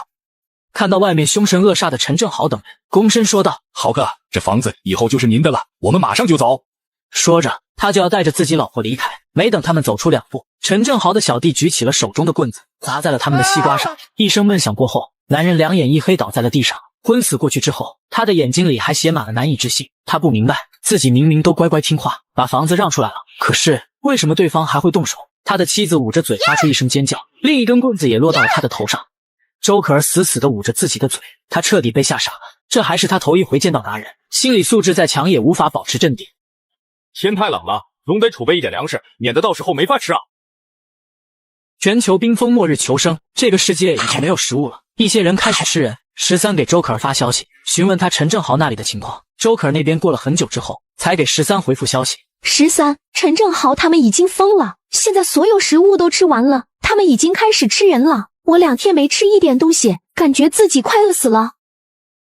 这个结局我早就猜到了，如果有一天我也快要饿死了，只有吃人才能活下去，大概我也会选择吃人吧。这几天他们天天出去找人，只要找到有人的房子就攻进去，然后把人给嘎了。大家都没有物资了，说来可笑，当初被你嘎掉的几10个人的昆体，倒是让不少人又多活了些日子。不过他们也遭到了抵抗，还活着的人都已经抱团了，他们也有死伤。13，你还能救我吗？周可儿，这个女人留着还有用，不能让她就这么死了。毕竟在末世之中找一个医生可是一件难事。这样吧，你帮我办一件事，事成之后我可以让你活下去。于是他交给了周可儿一个任务，13可以接纳周可儿，但是他必须要递上一份投名状。13的要求很简单，有作用，无危险，关键是不能圣母。第二天，13上午睡到10点钟才起床。就在这个时候，外面忽然响起一阵巨响，门外的周鹏拿着一把菜刀，对着他的房门疯狂的劈砍。13，给我滚出来！整天只知道躲在房子里，你就是个缩头乌龟，没用的垃圾。13来到门前，双手插兜，淡淡的对周鹏说道：“你说的都对，然后呢？有本事进来弄死我呀！感染的滋味不好受吧？你的伤口起码得有10几厘米深，到时候你就会被细菌感染死，都不用我动手打你。”13绘声绘色的描述着。周鹏听了之后，感觉自己的身体更疼了。周鹏一声怒吼，对着门疯狂乱砍。13，老子要嘎了你，都是被你害的。隔壁的房间里，陈正豪的手下听到周鹏疯狂的吼声，连忙对陈正豪说道：“豪哥，要不要弄死他？没听说他都感染快死了吗？病死的猪肉你也敢吃？”周鹏，你死定了，伤口都烂了，晚期就不活了，倒不如趁着你没死，把活着的时候没敢干的事情给干了。周鹏的眼睛里满是泪水，听到13的话后，他陷入了更深的绝望。难道说我真的要死了吗？我不甘心，我不甘心了。回到住的地方之后，他的眼神涣散。周鹏来到方雨晴跟前，眼睛死死地盯着她。雨晴，你愿意嫁给我吗？这个可怜的舔狗，即便生命快要走到终点，最大的愿望竟然只是和方雨晴结婚。方雨晴皱着眉头，眼睛深处满是嫌弃，对他冷冷地说道：“不，我不愿意。”周鹏的心碎了，他为方雨晴付出了那么多，甚至连自己的命都要没了。可是方雨晴对他从始至终都没有过一丝心动。哦，你是爱我的，你爱我，我要得到你，我死之前要让你做我的女人。周鹏怒吼一声，然后开始撕扯方雨晴的衣服。周可儿在经过一夜的深思之后，最终给了13肯定的答复。他知道这是13对他的考验。这天晚上，陈正豪在客厅里面，然后让一个小弟去厨房做饭。周可儿在角落里盯着他们，忽然说道：“我去帮他吧。”我就知道你忍不住了，2天没吃东西，是个人都受不了。不要怕，只要你尝过一次就会上瘾的。西瓜的味道非常鲜美，比我过去吃过的任何西瓜都要好吃。我不想死，我想活着。陈正豪以为周可儿想通了，点了点头说道：“那样最好，你现在对我还是有些用处的。原本我还打算，你要是实在不肯吃西瓜，就拿你做食材呢。”周可儿来到了厨房，一脸正经地对陈正豪的小弟说道：“这里就交给我吧，你去休息吧。”等那个小弟离开后，他拿出一瓶安眠药，倒在了他们的食物里。周可儿把一大碗西瓜端上桌，他们都急不可耐地过来吃。没过多久，他们就都倒下睡着了。他憋着一口气，给13发过去消息：“13，我给他们下了大量的安眠药，他们都昏睡过去了。你接下来打算怎么办？”把他们都拖到阳台上面来。他按照13的要求，把陈正豪等人一个个拖了出去，丢在阳台上。接下来还要我做什么？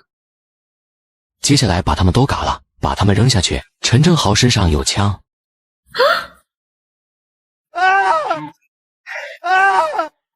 完成这一切后，周可儿终于通过了13的考验，来到了13家里。听着，我让你住进来，是因为你对我而言有些价值，但是你必须时刻记住，这里是我的家，你能够住进来是我对你的恩赐，所以你必须要服从我所有的命令，否则的话，我会将你驱赶出去。如果你对我有任何不轨的举动，一旦被我发现，我会毫不留情地嘎掉你。周可儿听着13冷漠的话语，心里面不禁吐槽道：“这13可真冷血。”13又伸手指向一个房间：“你住在那间房子里，不过事先说好，整栋房子里每个角落都有监控，所以你时刻要在我的监控之下，没有任何隐私可言。房门也是防盗门，材料只比大门轻薄一些，可也不是人力能够打开的。钥匙在我手里，只有在我允许的时间段才能让你出来。如果你有任何异议的话，现在就可以离开。”“好，我会听你的。”“你很聪明，这样我们大家以后相处起来都方便。你应该明白，外面是怎样的炼狱，除了依附我，你没有别的活路。所以现在我要告诉你一个秘密，你仔细听好。”周可儿惊讶地睁大了眼睛，对13说道：“秘密？你愿意告诉我？”造成这次雪灾的原因，我相信你在网上也看到了，是由于超新星的爆炸导致的伽马射线爆发。这种射线对人体会造成一定影响，有可能导致人体变异。所以我拥有了一种超能力，就是获得一个独立的异空间。我之所以可以潇洒快活地活到现在，就是因为我的空间里面存储了大量的物资，否则的话，光靠我这套房子，你也看得出来，存储不了太多的物资。因此，我活着，你才可以跟着我享用到那些物资。我如果死了，这栋房子很快就会变得与其他房子没有差别，你还是会饿死。全球冰封末日求生，一些人盯上了我家的物资，开始使用大量的炸药炸我们，然而却一点用没有。老林，你干的什么活？搞得这个破玩意连个门都炸不开。这不对劲啊！我调配的炸药是没问题的，可能是受潮了吧。门外一群人还在抱怨的时候，13趁他们没有注意开了一扇小窗，把炸弹朝着外面就扔了过去，瞬间爆炸，一群人立马领了盒饭，只有5、6个人侥幸逃走了。13没有开门去追，还是安全第一的原则。这群狗东西，我一定把你们全打了。13来到周可儿房间里，他蜷缩在角落里瑟瑟发抖。已经没事了，你不用害怕。周可儿听到13的声音，顿时觉得心里面特别的踏实。他抬起头望着13，狡辩地说道：“我可不是害怕，我只是以为地震了，躲在角落里比较安全。这里是24层，真要是地震了，躲哪里都够给你压扁的。13，刚刚是怎么回事？是隔壁26栋那些工人干的。附近有一个新开发的小区，所以不少工人都在周围租房子。我们小区也算是中高档，他们舍得花那么多钱吗？一间屋子里住10个人，你觉得能有多贵？这么说来的话，他们其实比陈正豪更加危险。陈正豪只不过是个社会混混，过去和平年代，普通人不敢惹事，所以怕他。但现在大家都朝不保夕，他如果不是手里有枪，早就被人打死了。可是这些工人不同，他们天天干体力活，体力比普通人强太多了，战斗力也更加彪悍，而且他们都是熟人，又人多势众，无论想干什么都方便。那之后咱们怎么做？要不要向他们报仇？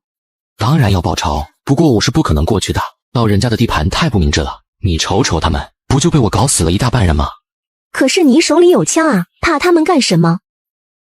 有枪也不行，哪怕嘎光了他们，但是让我中一铁锹，我都觉得自己亏大了。你实在是太狗，太稳健了。但是你不出去找他们，怎么报仇啊？他们看上去可不像是怕死的人，感觉都跟亡命徒似的。13摸了摸下巴，心里面已经有了主意。看来以后日子想要过得安稳，必须得找一些人来当炮灰才行。13想了想，把手机拿了出来，打开了业主群。此时由于刚刚的爆破，邻居们全都被吓醒了，疯狂往群里发消息。刚刚那响声是怎么回事？地震了，还是有炮弹袭击？声音是从楼上传来的，会不会是陨石掉下来啊？很有可能，如果不是天上掉陨石了，怎么会有这么异常的气温？说不定人类会和恐龙一样灭绝。刚刚26栋那批工人闯入我们单元楼，想要嘎人抢夺物资，被我及时发现，把他们给赶走了。26栋的人是怎么过来的？他们从下面挖了一条雪中隧道，沿着1楼嘎人上来的。快把那隧道给弄塌，然后把门锁起来。没用的，那种门一砸就破，就算你堵上，他们也可以从4楼的窗户爬进来。这可怎么办啊？我们怎么打得过那些苦力？咱们楼里的人死了一半了，剩下来的大多是老弱妇孺。这个时候反倒是保安大叔给13发来了私信，关切的询问13需不需要帮助。13 26栋的那些狗崽子我认识，之前我还和他们喝过酒呢。狗日的，他们竟然过来打你的主意，我不会放过他们。13，你要是有什么想法告诉我，我帮你收拾他们。保安大叔，他们的人挺多的吧？他们本来有30多个人，但是最近死了10来个，差不多剩下20几个人吧。我跟他们老大黄天放认识，之前一阵子还在聊天来着。但是这群狗日子的太不是东西，在26栋害死了不少人。13，你对他们有什么打算吗？需要我帮忙的话，你招呼一声就好。保安大叔，还是安全起见吧。我暂时没有报仇的计划，主要是我一个人，哪怕加上你也没有必胜的把握，除非能把楼里面的邻居都给调动起来。你的意思是说，咱们大家也跟黄天放那帮人一样，联合起来一致对外？保安大叔，就是这个意思。那我就在群里把这个说法提出来，看看他们有几个人愿意的。保安大叔，用不着这样，你上赶着让他们加入团体，他们反而觉得你心怀不轨，甚至是蹬鼻子上脸。13，那怎么办啊？我们又不着急，家里面物资足够，就等着呗。天河帮那群人能来第1回，之后肯定还会有第2回。别的不说，他们被我嘎了那么多人，一定会回来报复的。到时候，这楼里的邻居自然会来求咱们。13，你真是太高明了。2人一拍即合，达成了协议，决定暂时对天河帮的人置之不理。接下来的2天里，13让周可儿和保安大叔从外界获取情报，得来的情报比较棘手的主要是2股势力。13，一个就是隔壁26栋的天河帮，他们以天河集团下的小工程队为核心组建，战斗力彪悍，主要的武器是钢筋，手里面没有枪支。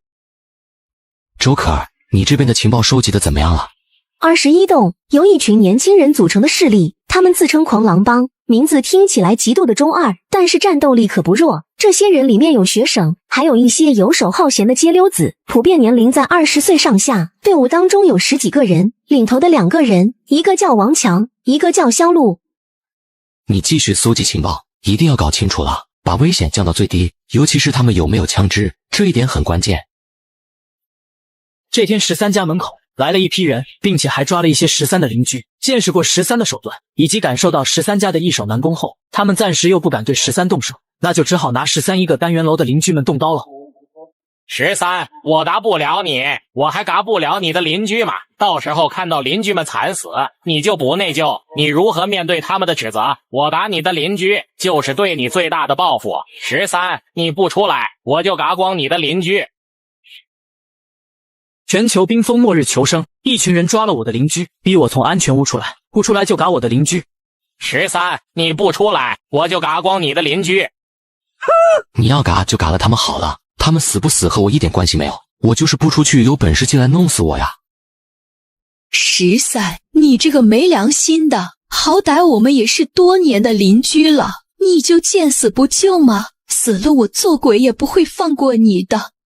哟呵，之前打我家主意的是你们，现在又不要脸的要我的命换你们的命，你觉得可能吗？该死的13，你为什么要这么狠毒啊？你一个人活着怎么比得上我们那么多人活着？牺牲一下你自己怎么了？让他们说那么多废话干嘛？要嘎就快点动手，不用白费口舌了。既然13你不肯出来，那就动手吧。13，我们还会来的，你一天不出来，就一天不会停止嘎人的。我的目的已经达到了，就是让黄天放多嘎几个邻居，造成恐慌，使得这些邻居们不得不求我出手。果然，仅仅过去2天之后，邻居们就受不了了。业主群的邻居们疯狂地给13发消息：13，你惹的祸你要去解决啊！天河帮那群人是你引来的，也是你嘎的，跟我们有什么关系？一人做事一人当，你总不能让我们来帮你承受这种代价吧？他们说了，你一天不出来，他们就一天不会停止嘎人。13，如果你有点良心的话，就自己去解决这件事情吧。你真的忍心看着大家因为你而死吗？又不是我让他们来的，怎么他们过来嘎我，被我反嘎了，最后反倒成了我的不是了？你们自己没有本事抵抗他们，关我屁事！你们也说了，那群人太危险了，既然这样的话，我更不会出去了，还是我的屋子安全啊。13，你自己倒是安全了，你让我们怎么办？你这不是把我们都给害了吗？你招来的人，凭什么让我们替你面对？你这样还有没有良心？我管你们怎么办，你们死不死跟我有半毛钱关系吗？还真别跟我谈良心。当初进攻我家的时候，你们谁家没有份？也就是老子大度，没有拎着枪上门，一个个把你们全给崩死。你们倒是叫起来了，你们也配跟我谈良心？你们是不是真觉得我不敢弄死你们？13最后一句话说出来，把许多人嗓子眼里的话都给堵了回去。他们这才想起来陈正豪怎么死的，这就是13干的。13不再说话，而是给保安大叔发过去一条消息：保安大叔，该你发挥一下了。放心吧，包在我身上。这个时候，平日里少言寡语的保安大叔突然现身在业主群，说道：大家不要慌张，天河帮也只有差不多20号人，咱们团结一致，可以跟他们对抗的。保安大叔，还好有你在啊！你最近一直不说话，我还以为你也死了呢。太好了，有保安大叔在，大家的安全就有保障了。你说要怎么干吧？大家一定鼎力支持你。就靠我一个人也没用啊！我们家的物资也耗尽了，好几天没吃饭，现在饿得没有力气。大家伙跟我的情况应该也差不多，这种状态凭什么跟天河帮抗衡？保安大叔，那该怎么办啊？大家其实都缺吃的，也没办法帮你啊。你有什么建议提一提呗，大家都听你的。咱们楼现在要和其他楼对抗，只能够靠13了。13家里面有很多武器，而且他天天吃得饱饭，也有力气，让他带领我们是最合适的选择。可是13刚才说让我们自生自灭呢，他是不会离开那间房子的，我们也叫不出来他。要是他能来带领我们，那的确是最好了。这样吧，我和13还能说上2句话，我去找他谈谈，看看能不能说动他出山。保安大叔，我们是否能活下去，全靠你了。保安大叔转头就给13发私信：13，现在怎么办？火候差不多了，到时候你给我帮帮腔，让这群人老老实实听我的，恩威并施，让他们听话，咱们这栋楼以后才有安全。保安大叔和13商议完毕，2人便回到了业主群当中。保安大叔装模作样的艾特了一下13。13，大家现在都非常需要你。如果这栋楼里只剩你一户了，你也会孤单，对不对？所以现在请你发发善心，帮助一下大家，大家肯定会发自内心的感谢你的。说的对，只要你能够拯救我们，大家都会对你感恩戴德。以后咱们楼就由你说了算。13，我们一家老小的性命就交给你了。我是看在保安大叔的面子上才过来跟你们聊聊的，不过我压根懒得管你们，我自己活得好好的，管你们干嘛呀？还得出去累死累活的，冒着性命危险，我觉得很不值。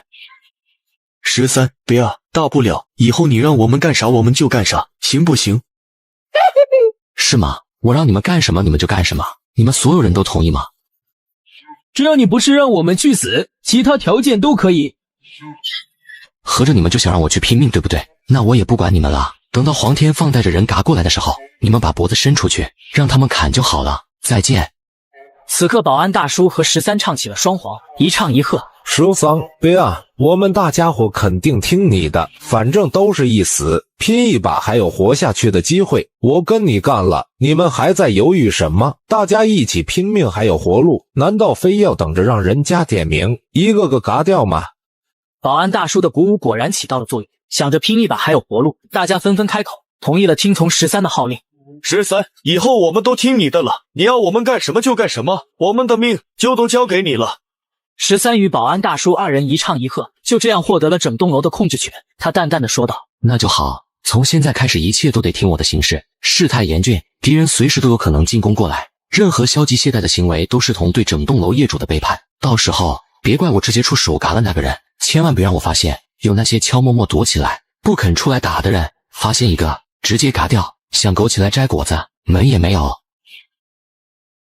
全球冰封末日求生，13开始分配物资，不过前提是多干多得，摸鱼的拿不到食物。谁要是敢吃的东西不干活，我保证让他吃多少吐出来更多。邻居们看着13手里面的枪，还有地上的那些食物，大家纷纷点头，臣服在了13萝卜加大棒的手段之下。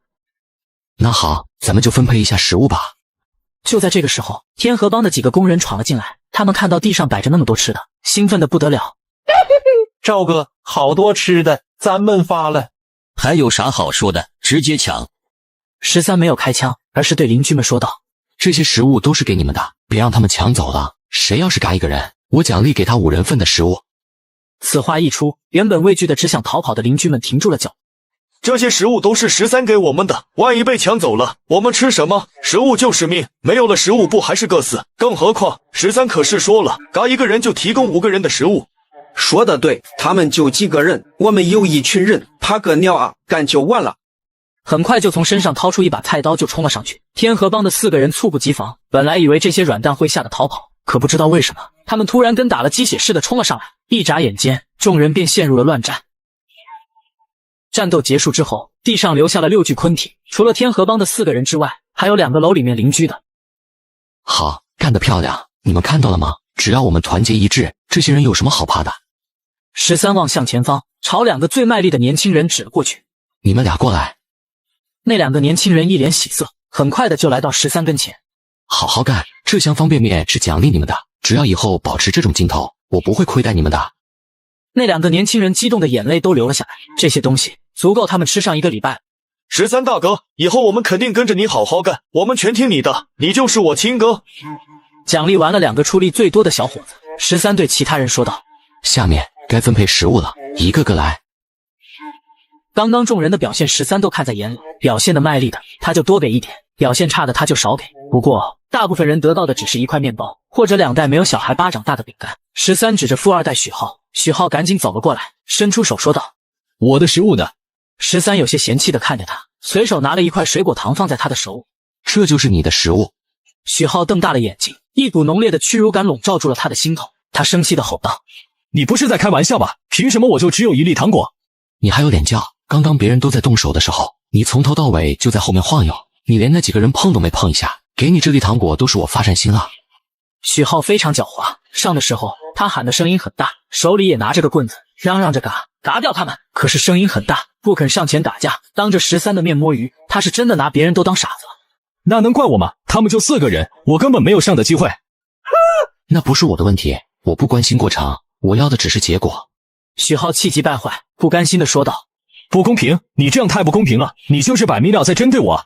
哟呵，公平？你是不是搞错了什么事情？你算个什么东西，也配和我谈公平？你真的以为我是在和你讲道理吗？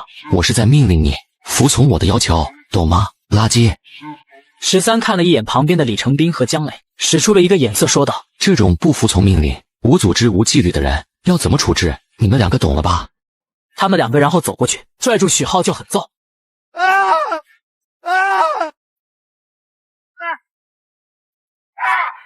许浩被揍了半天，奄奄一息的时候，13才让李成斌和姜磊停手。虽然许浩是个垃圾，但是拿起武器也能去当炮灰。13指着许浩对众人说道：“这就是不服从楼主命令的下场。也别说我霸道，我这个人非常公平。如果在座的某一位认为我霸道，现在就可以放下手里的食物，有骨气的离开，我绝对不会找他任何麻烦。”邻居们看了看彼此，没有一个人站出来的。食物就是他们的命，他们怎么舍得？很好，那么我们就达成共识了。13走到许浩跟前，在许浩绝望的眼神当中对他说道：“下次希望你能学乖一点，我13是不养垃圾的。”可这个时候，人群中突然发出一声焦急的喊声，此人便是方雨晴。13哥哥，我还没有食物啊，你怎么把我也给忘了呀？没有忘掉你们啊，你们俩本来就没有。凭什么别人都有，凭什么我没有？方雨晴更是无法接受这件事情，来到了13跟前，流着眼泪委屈地问道：“13哥哥，你是在跟晴儿开玩笑的对吧？这不是真的，你不会对我这个样子的。你不是说过喜欢晴儿的吗？”“我是说过喜欢你，不过你不会当真了吧？我对许多女孩都是这样，大家本来就是出来玩的嘛，彼此心知肚明。现在我对你失去新鲜感了，麻烦你以后不要过来烦我，我已经有女朋友了。”13说完，故意把周可儿搂进了怀里。方雨晴哭着指着13说道：“这不是真的，明明前一阵子你还让我去你家住，为什么现在你又这个样子？”“你说那个呀，我就是在耍你呢，你看看你现在这个蠢样子有多好笑。”13随即看向王敏和林彩宁，对他们说道：“他是不是天天跟你们说我喜欢他，还说我会让他进门？”“是呀，这个女人一点不摇碧莲，就知道做白日梦，这种烂货也不知道自己的斤两，她还害死了我表弟，她真是该死。”“你别再说了，求求你别再说了。”“你这种女人还自以为是个仙女，天天想着去钓富二代，却不知道你在天海市的富二代圈子里那是出了名的，谁不知道你是个花点小钱就能得到的破烂。”13看向许浩对他说道：“许浩，你说说他的外号是什么？”“万能插座，公共汽车。”现场顿时发出了一阵爆笑。想不到我们单元楼里还有这样的人才，亏我之前还暗恋过他呢，看样子花点小钱就能搞定，早知道我还费那劲干啥，真是不要脸的臭女人。全球冰封末日求生，林大妈以为自己的孙子死了，饥寒交迫下把自己亲孙子给吃了。林大妈此时被愤怒冲昏了头脑，都怪13害死了他孙子，手提一把菜刀就冲了上去，砍在了13的肩膀上。13一脚把林大妈踹飞，躺在了地上。该死的老东西，还好老子穿了防弹衣，不然还真被你嘎了。巡逻队的人听到了动静，急忙跑过来查看，见到是13和林大妈，不由得问道：“13大哥，怎么回事？”这个老太婆想嘎掉我。听到13这番话，对着林大妈就是破口大骂：“这个老女人真该死！13大哥现在可是我们整栋楼的希望，就凭你还想嘎掉她？干脆弄死她算了，她已经疯了，活着早晚是个麻烦。”你们回去吧，这里的事情我来处理。几个人不敢违逆13的意思，乖乖的离开了这里。周可儿听到了外面的动静，就出来了，双手捂着嘴巴，一脸担忧的看着13。13，你没受伤吧？13用手指着林大妈的脑袋，冷冷的说道：“就凭他还伤不到我，我可是穿了防弹衣。”林大妈倔强的抬着头，用怨毒的眼神望着13。13，我要让你给我孙子偿命，嘎了你，给我孙子报仇。13，你该死，是你害死了我孙子，你死了一定下18层地狱。13没有急着动手，不知道什么时候把他孙子害死了，他反而平淡的问道：“你孙子又不是我害死的，你为什么来找我报仇？”林大妈恶狠狠地瞪着13，咬牙切齿，像极了一条发疯的狗。我的孙子就是被你害死的，你该死，我恨不得喝你的血，吃你的西瓜，一口一口把你给咬死。可是我不记得什么时候嘎掉了你的孙子，严格来说，我还是你的恩人，因为是陈正豪的人踢死你的孙子，而我帮你嘎了陈正豪，你该感谢我才对。你少在这里装好人！我孙子当时还没死，后来是因为没有药物治疗，才活活疼死的。是你不肯借给我药物，才让他死掉的，你就是罪魁祸首。13这下子就弄清楚了前因后果。哦，原来是这样啊，你是这么理解的。不过这件事情是不是有什么误会？其实我这个人啊，最是嘴硬心软了，我怎么可能忍心看着一个孩子活活疼死呢？所以后来我去你们家送过药的。你胡说八道，别想糊弄我。我真的没有胡说八道，我去过你们家，你仔细想想。哦，对了，当时你太专注了，有可能是忘记了，因为我当时过去的时候，你正在忙着吃东西呢，确切的说是在啃东西。你的孙子林小虎那个时候其实还没死，只要吃了我的药，他就可以活得好好的。但是不知道为什么，那天我过去的时候，却发现你把他给活活砍死了。听到13说的这番话，脑子里更加凌乱，他的眼睛里掠过一抹惊慌失措，因为他记得在林小虎死后，他为了活下去，的确不得已把他给撂了。不可能，小虎当时已经死了，是被你给害死的。你如果不信的话，可以问一问周医生，林小虎是不是还有救？不错，林小虎其实是有机会救活的。当时是我联系的13，他同意送药过去，可是你没有等到他过去，就错误的以为林小虎已经死了，把还活着的他给……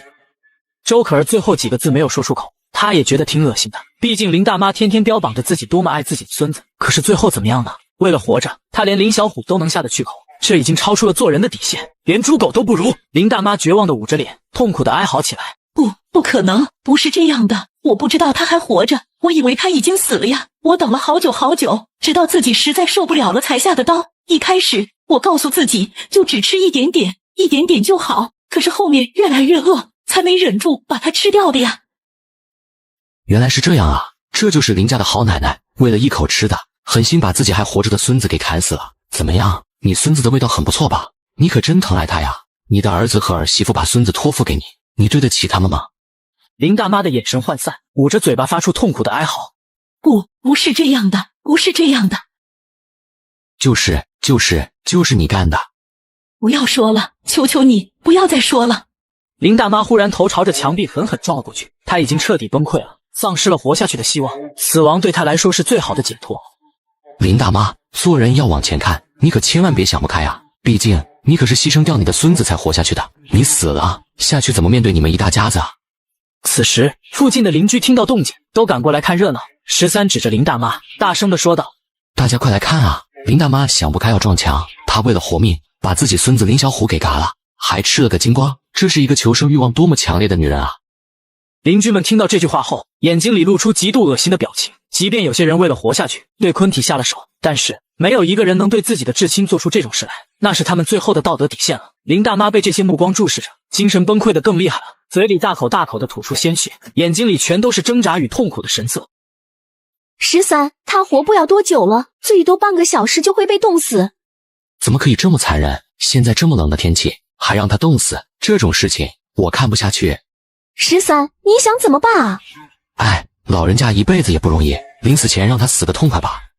13拿出一把枪，对着林大妈的西瓜就是一枪，当即就领了盒饭。全球冰封末日求生，整个小区都畏惧我，出了5个代表人跟我谈判，谈不成一言不合就开干。都来了，就你们几个吗？对，我们是代表整个小区来和你谈判的。那咱们就谈谈吧。13，你也知道现在情况艰难，大家都缺衣少食，许多人甚至活活冻死饿死。我还听说有一些单元楼都开始吃人了，再这么下去，我们大家都活不下去。所以我希望你能够理解，大家并不是针对你，大家只是想活着，所以才不得不通过这种方式跟你谈。不要跟我打感情牌，你觉得现在说这些还有用吗？直接谈谈你们的条件。从气势上，对面5个人被13压制的死死的。几个楼长看了看彼此，王强对李健说道：“老李，还是你说吧。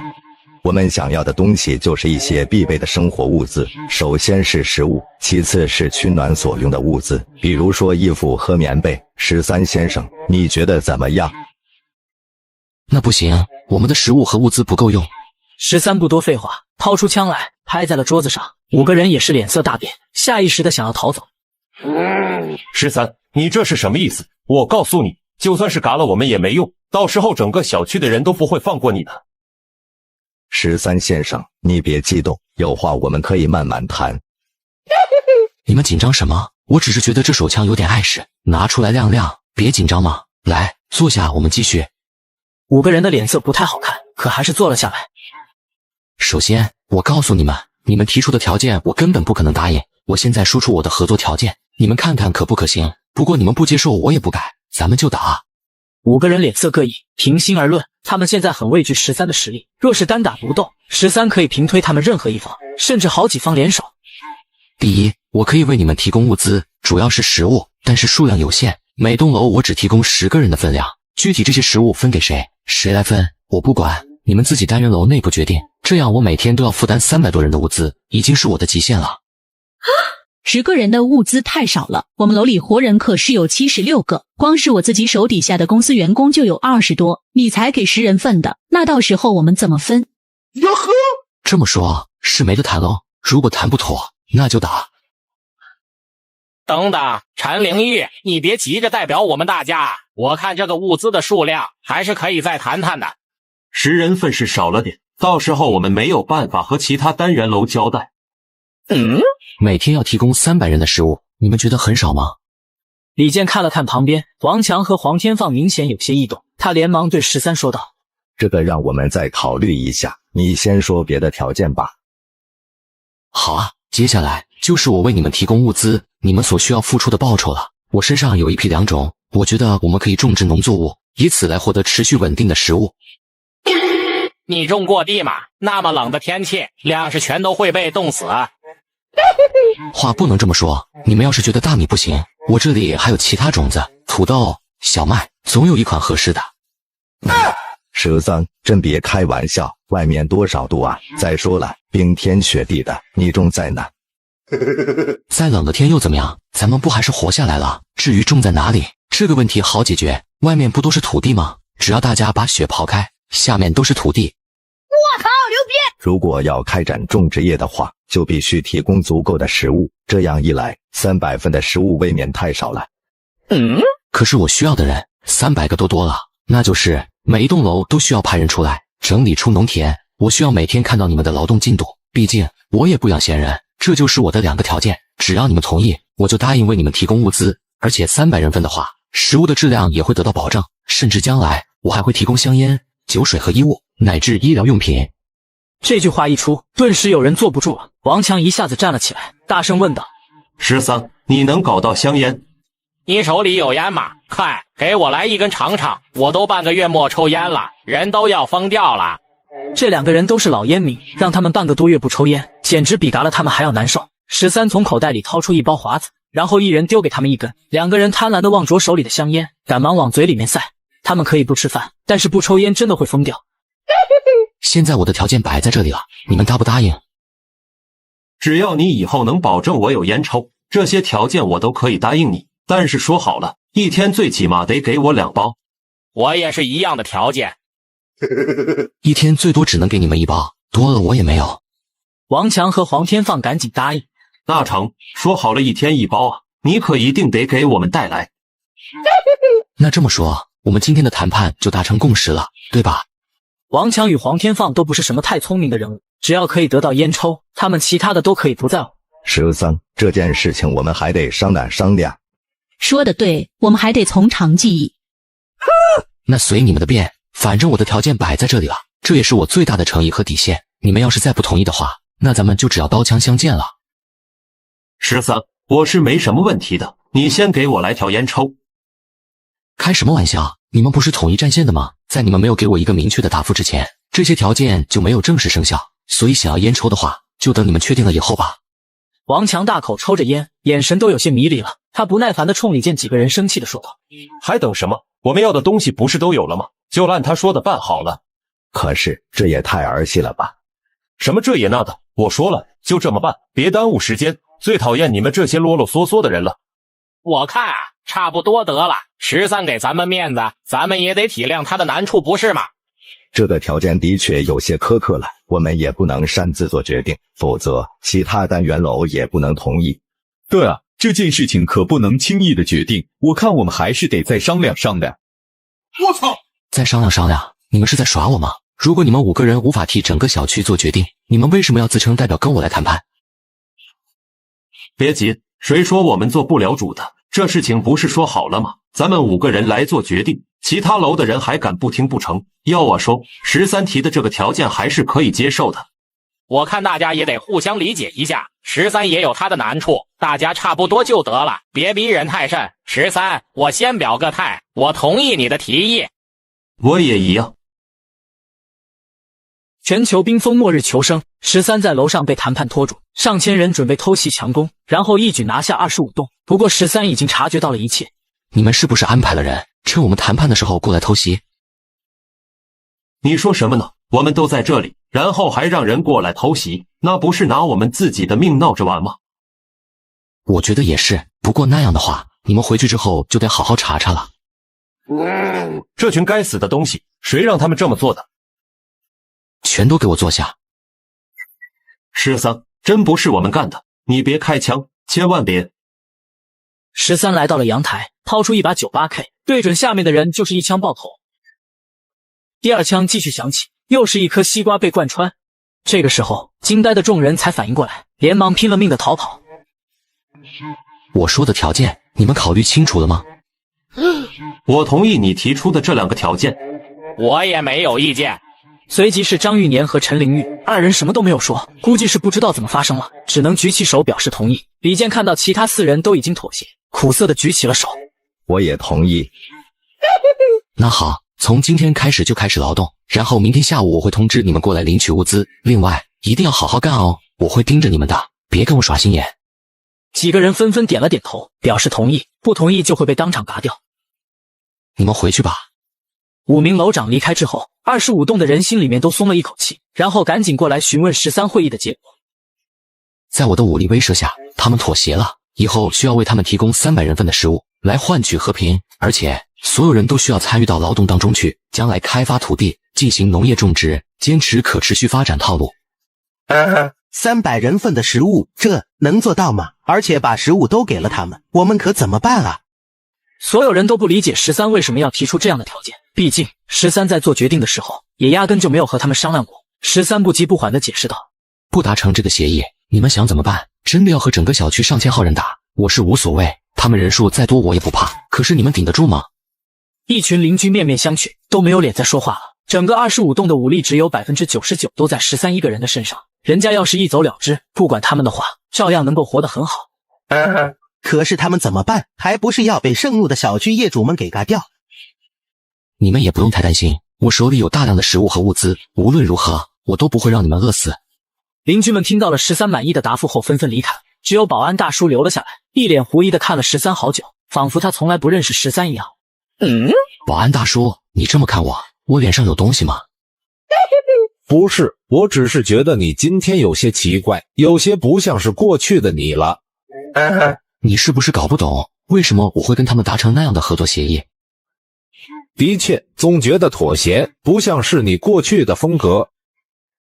跟他们合作只是权宜之计，我今天本来是打算把那些楼长都喊过来，然后全都嘎掉的，到时候各个单元楼群龙无首，就会重新陷入混乱的状态，那样的话我就有机会逐个击破。可是今天他们只派了5个人过来，虽然是势力最大的5个楼长，但嘎了他们也无济于事，毕竟其他人已经形成了同盟，那么我就必须忍耐，先示敌以弱，让他们认为我不敢同时跟29栋单元楼的人作对，所以向他们妥协了。原来是这个样子啊，这就对了嘛，我就说之前的做法不像你的性格。保安大叔，你听懂了吗？虽然听不懂，但是感觉很有道理的样子。我给他们挖的坑，第一就是物资的数量有限，每栋楼只有10份，这样一来，以后的物资肯定是不够吃的。俗话说得好，不患寡而患不均。当我给他们分配食物的时候，所有人都看得到，可是各楼的楼长把食物领回去之后，却并没有发给所有人。你猜这个时候各个单元楼会发生什么事情？这样他们就会内乱。对，就是内乱。得不到食物的居民会从刚刚得到希望，然后重重陷入更深的绝望之中，那种痛苦比死都要难受，他们就会狗咬狗干起来。13，你实在是太聪明，太可怕了。可是你为什么要让他们种地呢？这么冷的天气，想要种植农作物根本不可能吧？保安大叔，有些事情其实很简单，你不要想得太复杂。我让他们种地，只是单纯的激化他们的矛盾，同时消耗他们的体力罢了，毕竟现在他们能付出的东西也只有不值钱的体力了。我明白了，蛇桑，现在我们一家子活下去的希望都寄托在你身上了，你让我怎么做，我就怎么做。保安大叔，那好，接下来咱们就按照计划行事，然后看看他们能走到哪一步吧。13跟保安大叔说的只是一部分真相，事实上他还有更多的后手没有告诉他，因为13已经知道25栋有人私下里勾结其他楼的人。全球冰封末日求生。第二天夜里，除了李健之外，其他单元楼的楼长仍然没有发放任何食物给普通居民，于是纷纷开始干了起来。死了一大片的邻居，小区变得空前热闹了起来，今夜成了一个不眠的夜晚。13出了单元楼，眼前的一幕让他都忍不住倒吸了一口凉气。雪地上躺了几十具昆体，可想而知，昨天晚上经历了怎样残酷的一场战斗。25栋的居民站在门口，一个个心惊胆寒，大气都不敢出。蛇桑，今天还用干活吗？13看了一眼保安大叔，又看了一眼旁边的那些邻居们，他淡淡的说道：如果你们以后想要有饭吃，就得干活，除非你们想跟雪地上的昆体一样的下场。众人心中一凛，比起这些死去的人，他们简直太幸福了，最起码不需要去争抢那稀缺的食物，也不用去拼命，不就是干活吗？能活着就行。是，我们马上就干，马上就干。蛇桑，其他单元楼貌似没有人出来扫雪，要不要通知他们出来？你觉得他们现在有时间吗？昨天晚上只是一个开始，这场冲突发生在各单元楼的掌权者和普通居民之间，除非他们能够解决食物的分配问题，否则必须有一方彻底灭亡。才一个晚上，哪里嘎得完啊？蛇桑，那我们接下来该怎么做？跟我们有什么关系？让他们慢慢的嘎吧。就在这个时候，一个女人走了过来，来的人是9栋的楼长陈玲玉。13，我想跟你再谈谈合作的事情。你能跟我谈什么？小区这个样子发展下去，早晚会崩溃的，内部矛盾重重，根本无法有效的管理。即便你有再多的食物，将来也肯定会有人仗着武力多拿，这样一来，矛盾就会一直被激发，然后人越死越多。然后呢？你想表达什么？13他能不知道会是这样一个结果吗？因为如今这个局面就是他一手促成的。我来帮你用科学的管理方式管理小区，这个模式好的话，甚至可以扩张到其他地方。现在是末世，世界的各种体系全都乱了，哪怕我们建立一个王国都不成问题。由你来当这个国王，我来辅佐你，你觉得怎么样？我靠，牛逼！没兴趣，不用再说了，我也不想听你讲那一套。再这么下去，说不定哪一天我们也会死的。你把那个门字去掉，你们会死，可是我13不会。你一个女人，在末世之中一个人很难撑下去。怎么，你没有老公吗？早就分了。孤家寡人啊。也不是，我还有一个女儿，她10岁开始就在大米国留学，念贵族学校。我的生活不需要依靠男人，离婚之后，我自己带着孩子，从一开始给人家刷盘子、做美容店的学徒，一步步走到今天，成了一家准上市公司的总裁。我不比任何一个男人差。13，如果你因为这个原因不跟我合作，那一定是你的损失。通常来说呢，只有集团性质企业的一把手才能叫总裁，你这样的小公司老板只能叫总经理。这也不是那么说的，没有谁规定总裁只能是集团的老板吧？那没事了，你继续去忙吧，我就先走了。13回到房间，就拿起手机给李健打去了语音电话，想知道他们那栋的邻居为什么没有干起来。李健，其他单元楼因为食物的分配问题已经干起来了，但是看你们单元楼里面却没有发生这种状况，我很好奇，你是用什么方法隐瞒了消息吗？我根本就没有隐瞒任何消息，从一开始我就把谈判的结果告诉了我们楼的所有人。这个结果出乎了13的预料，他很惊讶，李健敢这么做，就不害怕单元楼内部动乱吗？那么明明只有10人份的食物，根本不可能让你们所有人都活下去，可他们为什么不造反？李健似乎猜到了13会有这样的问题，他无比平静地说道：我们这栋楼里的所有人都不希望自己变成野兽，所以有10份饭我们就平分来吃，有1份饭我们同样分着来吃。可是这样的结果，最后只可能是你们全都死掉，一个人也活不下来。你以为自己很聪明，可实际上却是做出了最为愚蠢的选择。13，你能不能帮一帮我们？抱歉，没有这种可能。13回答的非常干脆，没有一丝一毫商量的余地。以你的能力，完全可以拉拢一批最有希望活下去的人，瓜分利益，然后保证自己可以在末世当中生活得很好。可是你瞻前顾后，什么都想要，然而你并没有保护所有人的能力，你这么做就等于是犯罪。路是你自己选的吗？那你就靠自己走下去喽。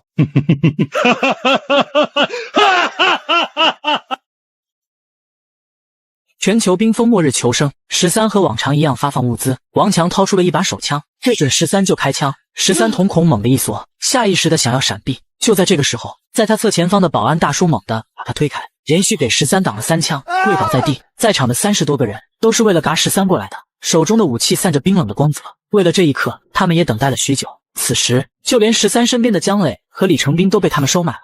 给我嘎了13，只要把13嘎了，我们就拥有一座完美的庇护所和充足的食物。保安大叔，谢谢你帮我挡子弹，我会帮你报仇，嘎光他们所有人的。13掏出一把步枪，一手牢牢压住枪柄，开始了扫射。距离他最近的李成斌和姜磊眨眼之间领了盒饭。13此时什么都顾不上了，见到有站着的人就把子弹扫了过去。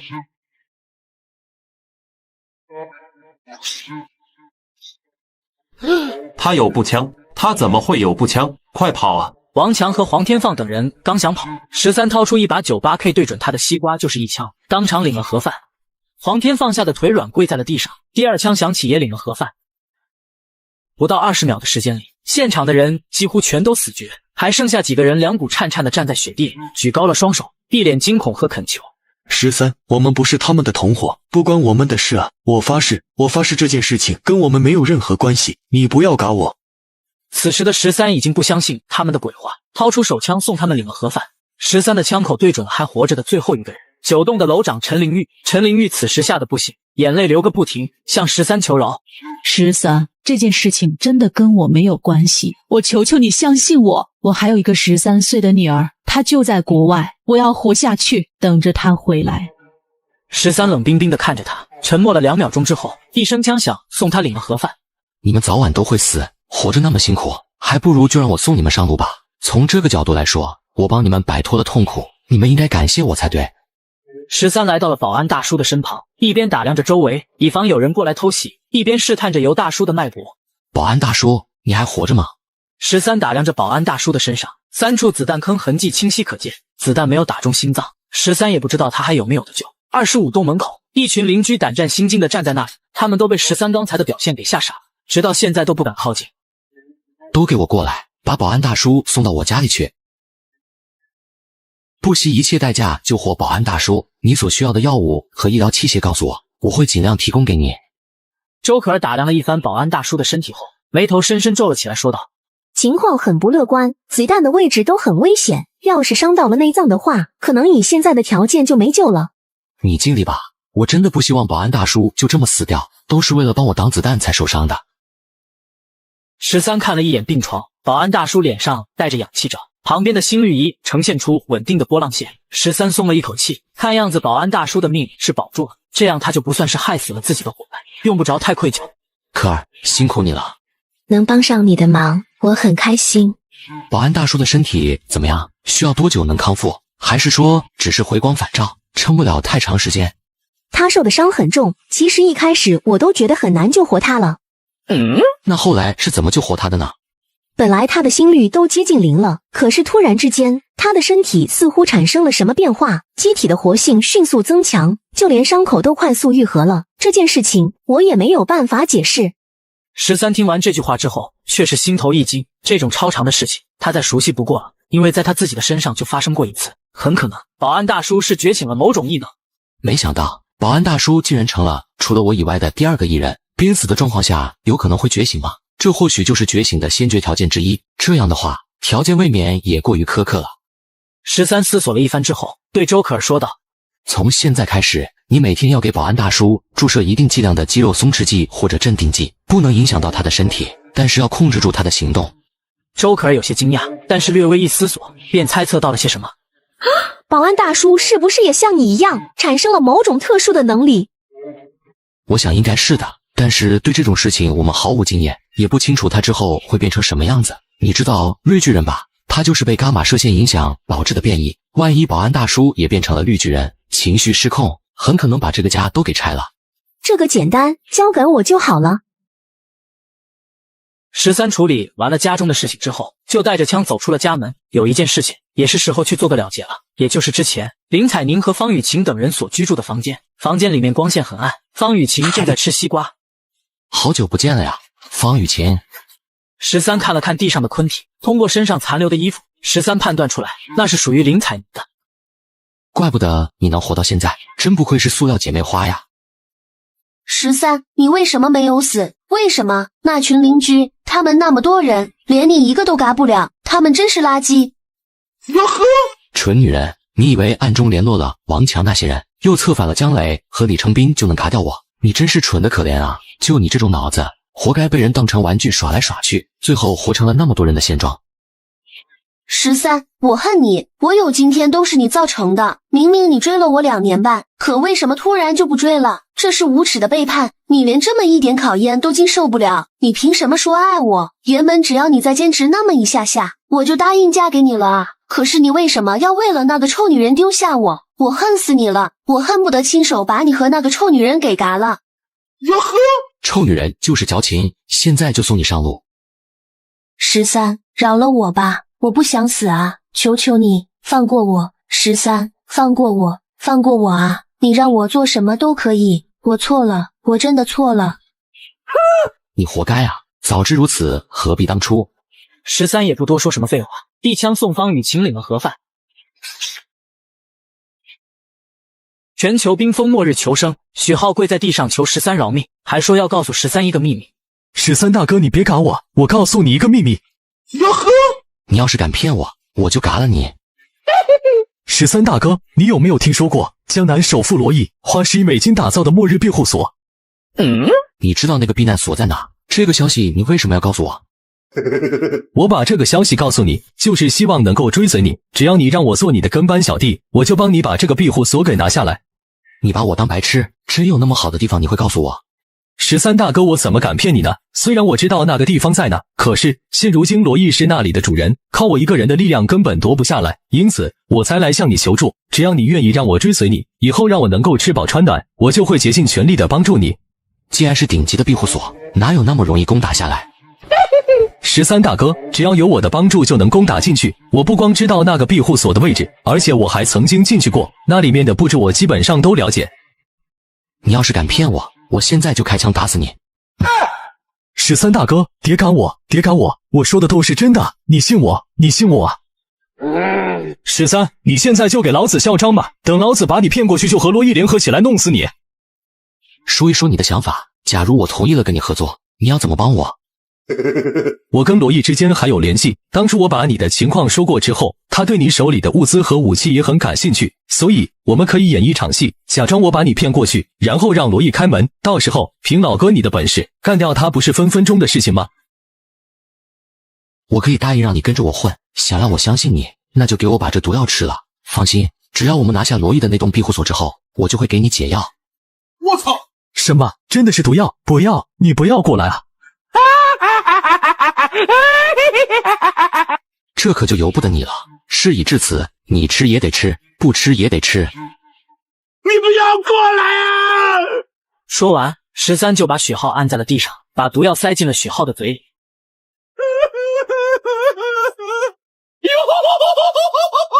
你先回去吧，接下来有什么事情我会单独给你指示。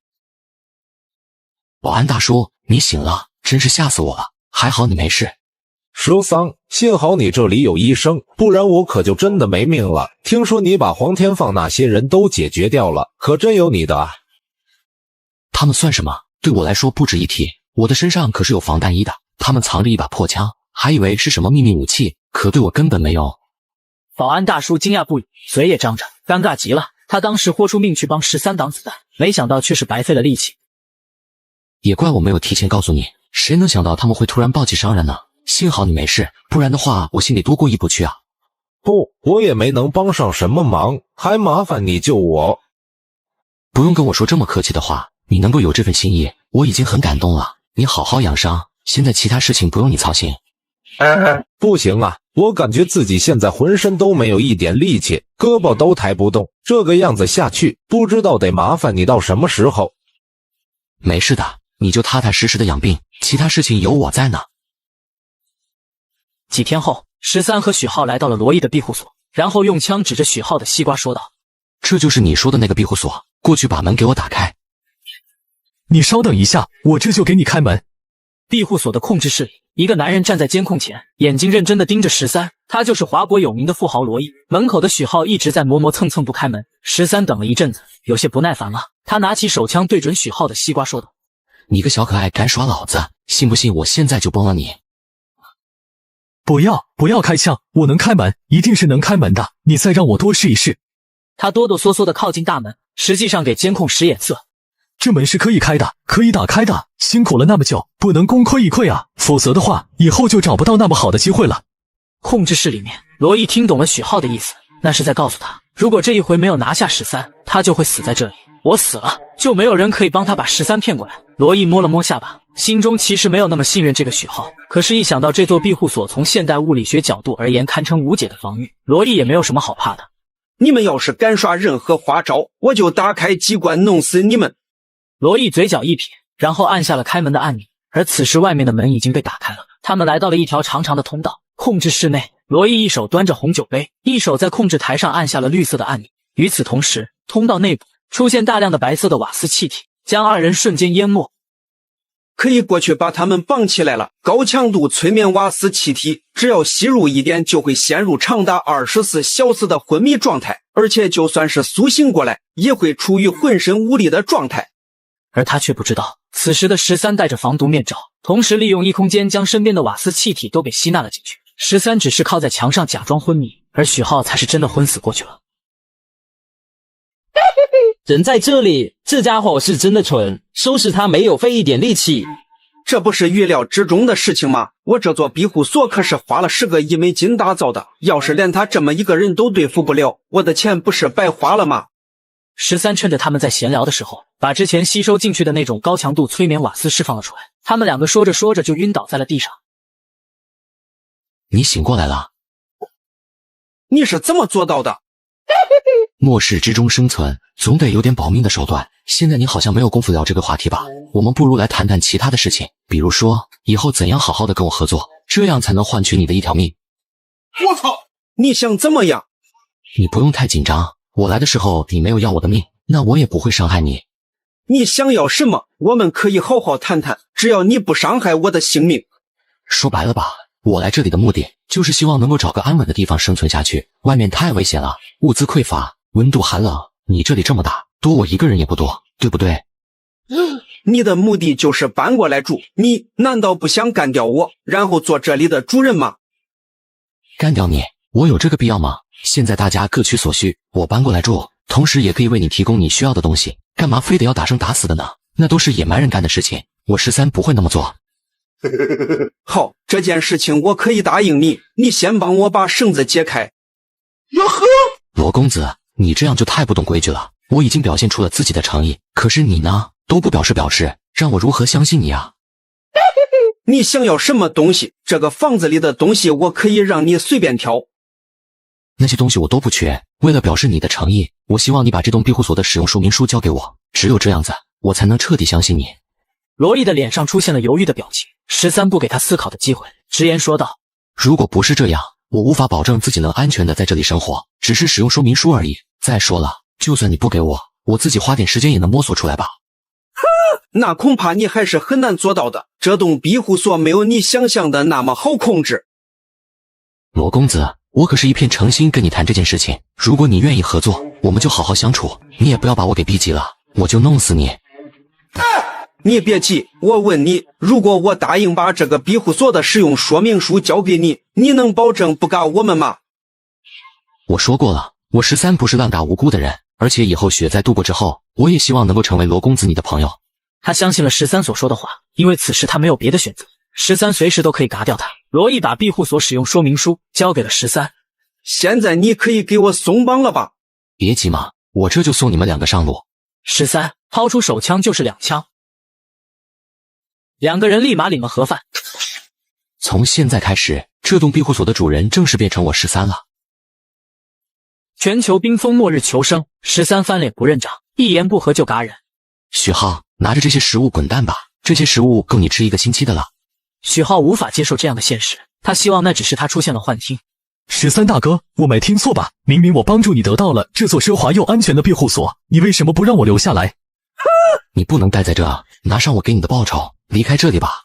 13大哥，你答应过要留下我的，你亲口答应过我的。哟呵，我是答应过你没错，但是我可以抵赖啊。大家都是成年人了，应该明白口头协定是最容易反悔的，过去都是如此，更别说现在了。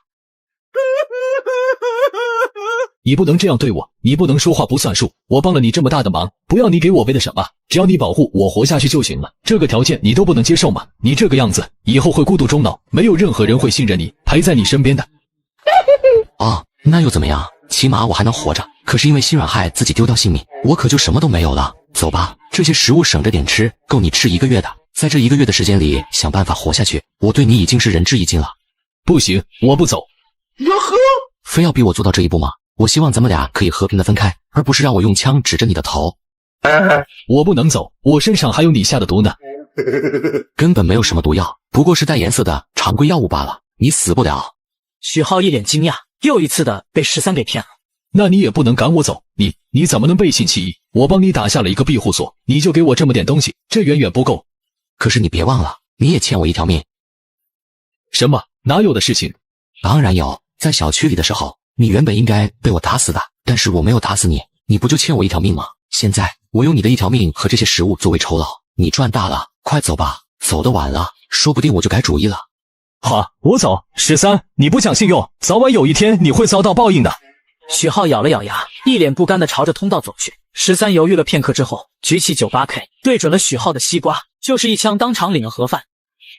愤怒并不能让你变得强大，要有实力才行。我原本打算让你活下去的，可是你为什么要自己找死呢？我已经放你走了，所以我不算是忘恩负义。那个时候我们俩就两清了，谁让你后来威胁我，我赶你也很合理。13刚出来这座庇护所，却被一个温柔的声音给叫住了。请您务必等一下，我有些话想要对您说。听到那个奶声奶气的夹子音时，13彻底确认眼前的那人是谁了。他的眼睛里露出意外而惊喜的神色。你是杨幂？是我已经3天没有吃过饭了，你能不能带我走？我不想死在这里。现在这种环境下，大家的日子都不太好过，你想让我带你走，你需要给我一个饱满而充分的理由。我只想要1口吃的，只要你愿意给我，我可以答应你任何条件。行吧，那你跟我来吧。13打消了回岳麓小区接回周可儿的念头，又回到了庇护所内。这里不是罗伊的家吗？现在这里是我家了。总之你记住，这个地方现在的主人是我。我能不能借用一下这里的浴室？可以，你随意。你一定累坏了吧？来，我帮你按摩，你躺好。我本以为你是个好人才跟你过来的，你怎么能对我做这种事？13也不和他说什么废话，直接把他扑倒。我要出去一趟，你先在房间里面好好待着。那你什么时候回来？我一个人害怕。你不用担心，我只是出去接个人过来，很快就回来。那好，你快去快回。13转身正欲离开，忽然之间脑海中浮现出一个念头。妮妮，我想拜托你一件事，我在老家有一个朋友，人对我挺够意思的，但是他被坏女人给骗了感情，如今身心都需要异性的安慰，我想给他找个伴，这才问问你，毕竟你在贵妇圈的人脉还是比较广的。年纪稍微大一点的，你那个朋友不会介意吧？年纪稍微大一点的，这个好啊，我那个朋友40来岁，他个人更喜欢成熟一些的女人。如果是这个要求的话，那就好棒了。事情你都清楚了吧？我知道你是给我找了一个家对吧？我没什么意见，只要他对我好就行。那行，你跟我走吧。13在回岳麓小区的路上被4人4狗打劫了。大姐，把车和女人留下来，你可以滚了。13冷冷地看着他们，将每个人和每条狗的位置收入眼底，然后他迅速地掏出手枪，对准了那些人。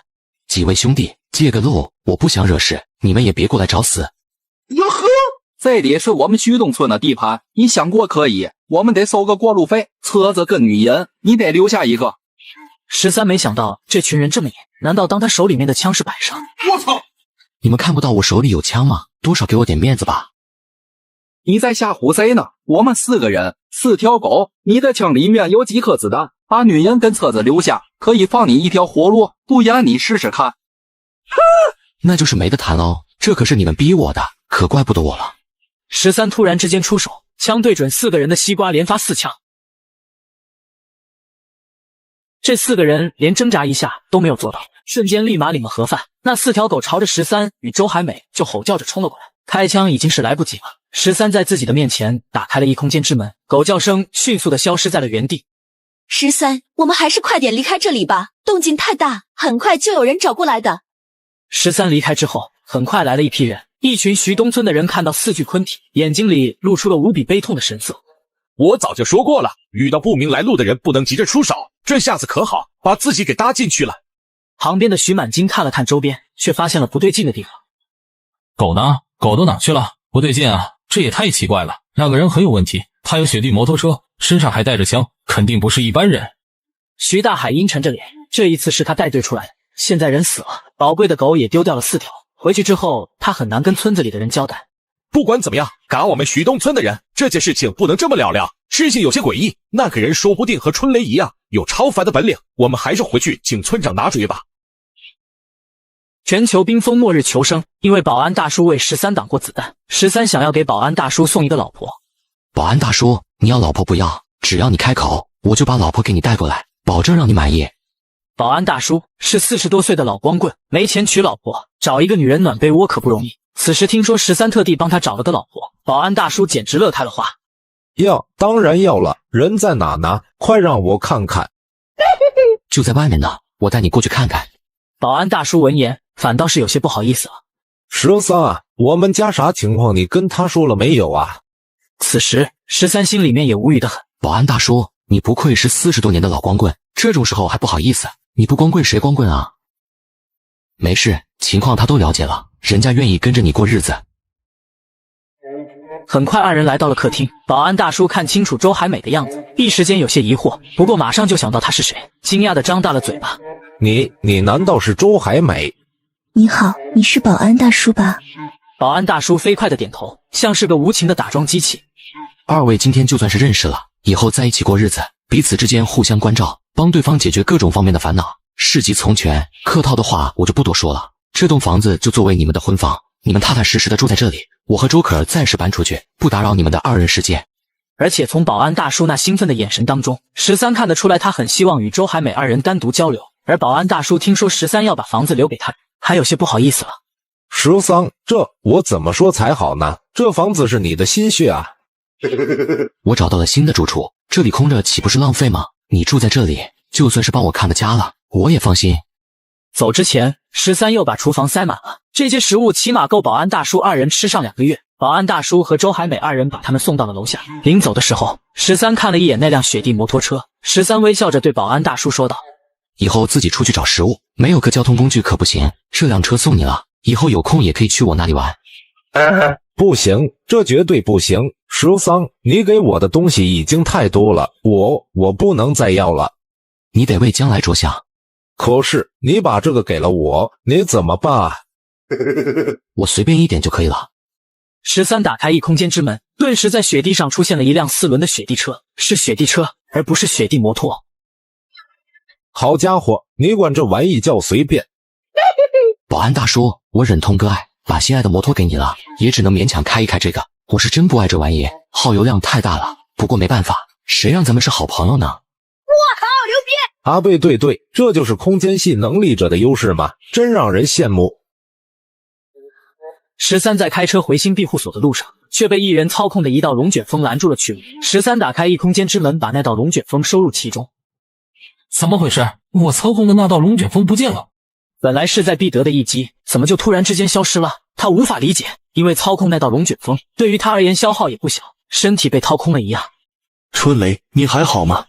我没事，只是这个家伙果然不好对付，他肯定也是能力者，而且我搞不清楚他的能力。我们快撤！13下车后，举枪对准那3个人就射击。我操！他手里怎么会有突击步枪？距离太远了，打不着啊。于是他把自己那把心爱的大狙掏了出来，对准了3人当中中间的那一个。那个人的身上红外反应格外的明显，徐春雷似乎提前察觉到了危险，他右手在面前狠狠一挥，一道龙卷风再次出现，遮挡住了13的视线。而13打开了次元之门，徐春雷使用在他身上的龙卷风被13还了回去。他怎么会用我的技能？难道他是复制忍者卡卡西吗？两道龙卷风迅速碰撞到了一起，瞬间爆炸，两道龙卷风消失在了原地。有本事的话，你们就追过来找我报仇，不过下一次可就是在我的主场了。13没有恋战，而是驾驶着雪地车迅速的离开这里，朝着新的庇护所开去。带着周可儿来到了新的庇护所，很快两个女人碰面了。怎么是你？你们俩是什么关系？你们两个认识吗？她是我表姐。13他没想到竟然会这么巧，自己救下来的两个女人还是表姐妹。可是看你们俩的关系，似乎有点僵硬啊。是有些矛盾，因为他的事情，圣经上层的圈子里很多人都在嘲笑我们周家，甚至我自己也没少因为有个戏子表姐而被人拿来开玩笑。你说我能不生气吗？可是我喜欢演戏，喜欢被人众星捧月的感觉，有错吗？你要是成名成家也就罢了，偏偏又是靠着身材出名，自己为什么能火？你心里面没数吗？关键时刻还是13站出来打圆场。过去的事情以后就不要再提了，这里以后没有什么书香门第的小姐，也没有什么顶流花旦，你们只是共患难的邻居。第二天，一个陌生电话打破了这份平静。13思考了一下，然后挂断了电话。可没想到，很快那个电话又打了过来。你是谁？为什么一直打我电话？那个人没有回答13的问题，而是自顾自地开始说出了13一些信息。13，天海市金湾区人，家住岳麓小区25号楼2401房间，出生于2025年，今年25岁。他准确无误地说出了13的个人资料。13此时更加的确信，对面一定是个顶尖的黑客。他千算万算，没有算到有人会通过网络的方式获得他的个人资料。你这个人原来是变态啊！竟然暗地里调查良家少男，好恶心！我还知道你现在就住在云雀庄园101房间，那栋房子是属于罗毅的，他已经让你给干了吧？我操，牛逼！你是谁？找我又有什么目的？我是你现在的邻居，我就住在云雀庄园，不过你最好别打歪心思，否则的话，我随时都可以将你的信息曝光出去。我想你也不希望自己住在这里的事情被其他人知道吧？哟呵，你打电话给我就是为了说这些吗？说吧，你到底想要干什么？很简单，我看到你手里的物资不少，而且还有多余的物资养女人，所以希望你能够分我一部分罢了。分给你？凭什么？你觉得就凭你手里的这些东西能让我给你送物资？我又不是什么大人物，信息曝光出去也没什么大不了的。你要是不怕死的话，就尽管曝光出去好了。可是如果让人知道你手里有沃尔玛仓库丢失的那些物资，你觉得这件事情又会怎么样呢？你在说什么东西？沃尔玛的仓库失窃，丢掉的可是整个巨型仓库的物资，你该不会认为是我一个小主管干的吧？跟我你就不用玩这种鬼心眼了，那次仓库失窃跟你肯定有重大的关系，哪怕你不是主谋，但现在你的手里也一定有大量的物资，那么大的一座仓库，即便你只贪没了一个货架，都够你用上1年了。我也不怕告诉你我的名字，智云集团，陆丰达，这个名字你应该听说过吧？13何止是听说过，简直是如雷贯耳。他没有想到自己竟然是被这样一个人物给盯上了。不过如果是他的话，那这一切都变得合理了。陆丰达，智云集团董事长，国内信息领域首屈一指的大佬，这样一个人物想要破解自己的手机，简直是轻而易举。原来是陆先生，久仰久仰，怪不得可以黑进我的手机。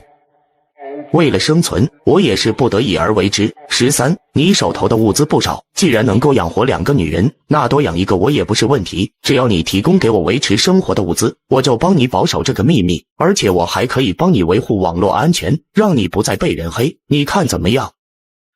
陆先生，你不要开这种玩笑，你以为我一个小主管有那么大的能力吗？13，我活了那么大岁数，见过的事情比你想象中都要多。你以为我没有凭据就会这么说吗？告诉你，通过你的手机网络，我可以得到很多有关于你的情报。你的手里一定有沃尔玛仓库失窃的那批物资。该死的老东西，我一定要把你给宰了！13知道事情藏不住了，只能冷冷地说道：“我手里的确有一些物资，但是大部分都被我卖了换钱。毕竟家里空间不大，不可能存放太多东西。”那不重要，只要我将消息散布出去，你的日子肯定就没那么好过了。所以我的要求你答不答应？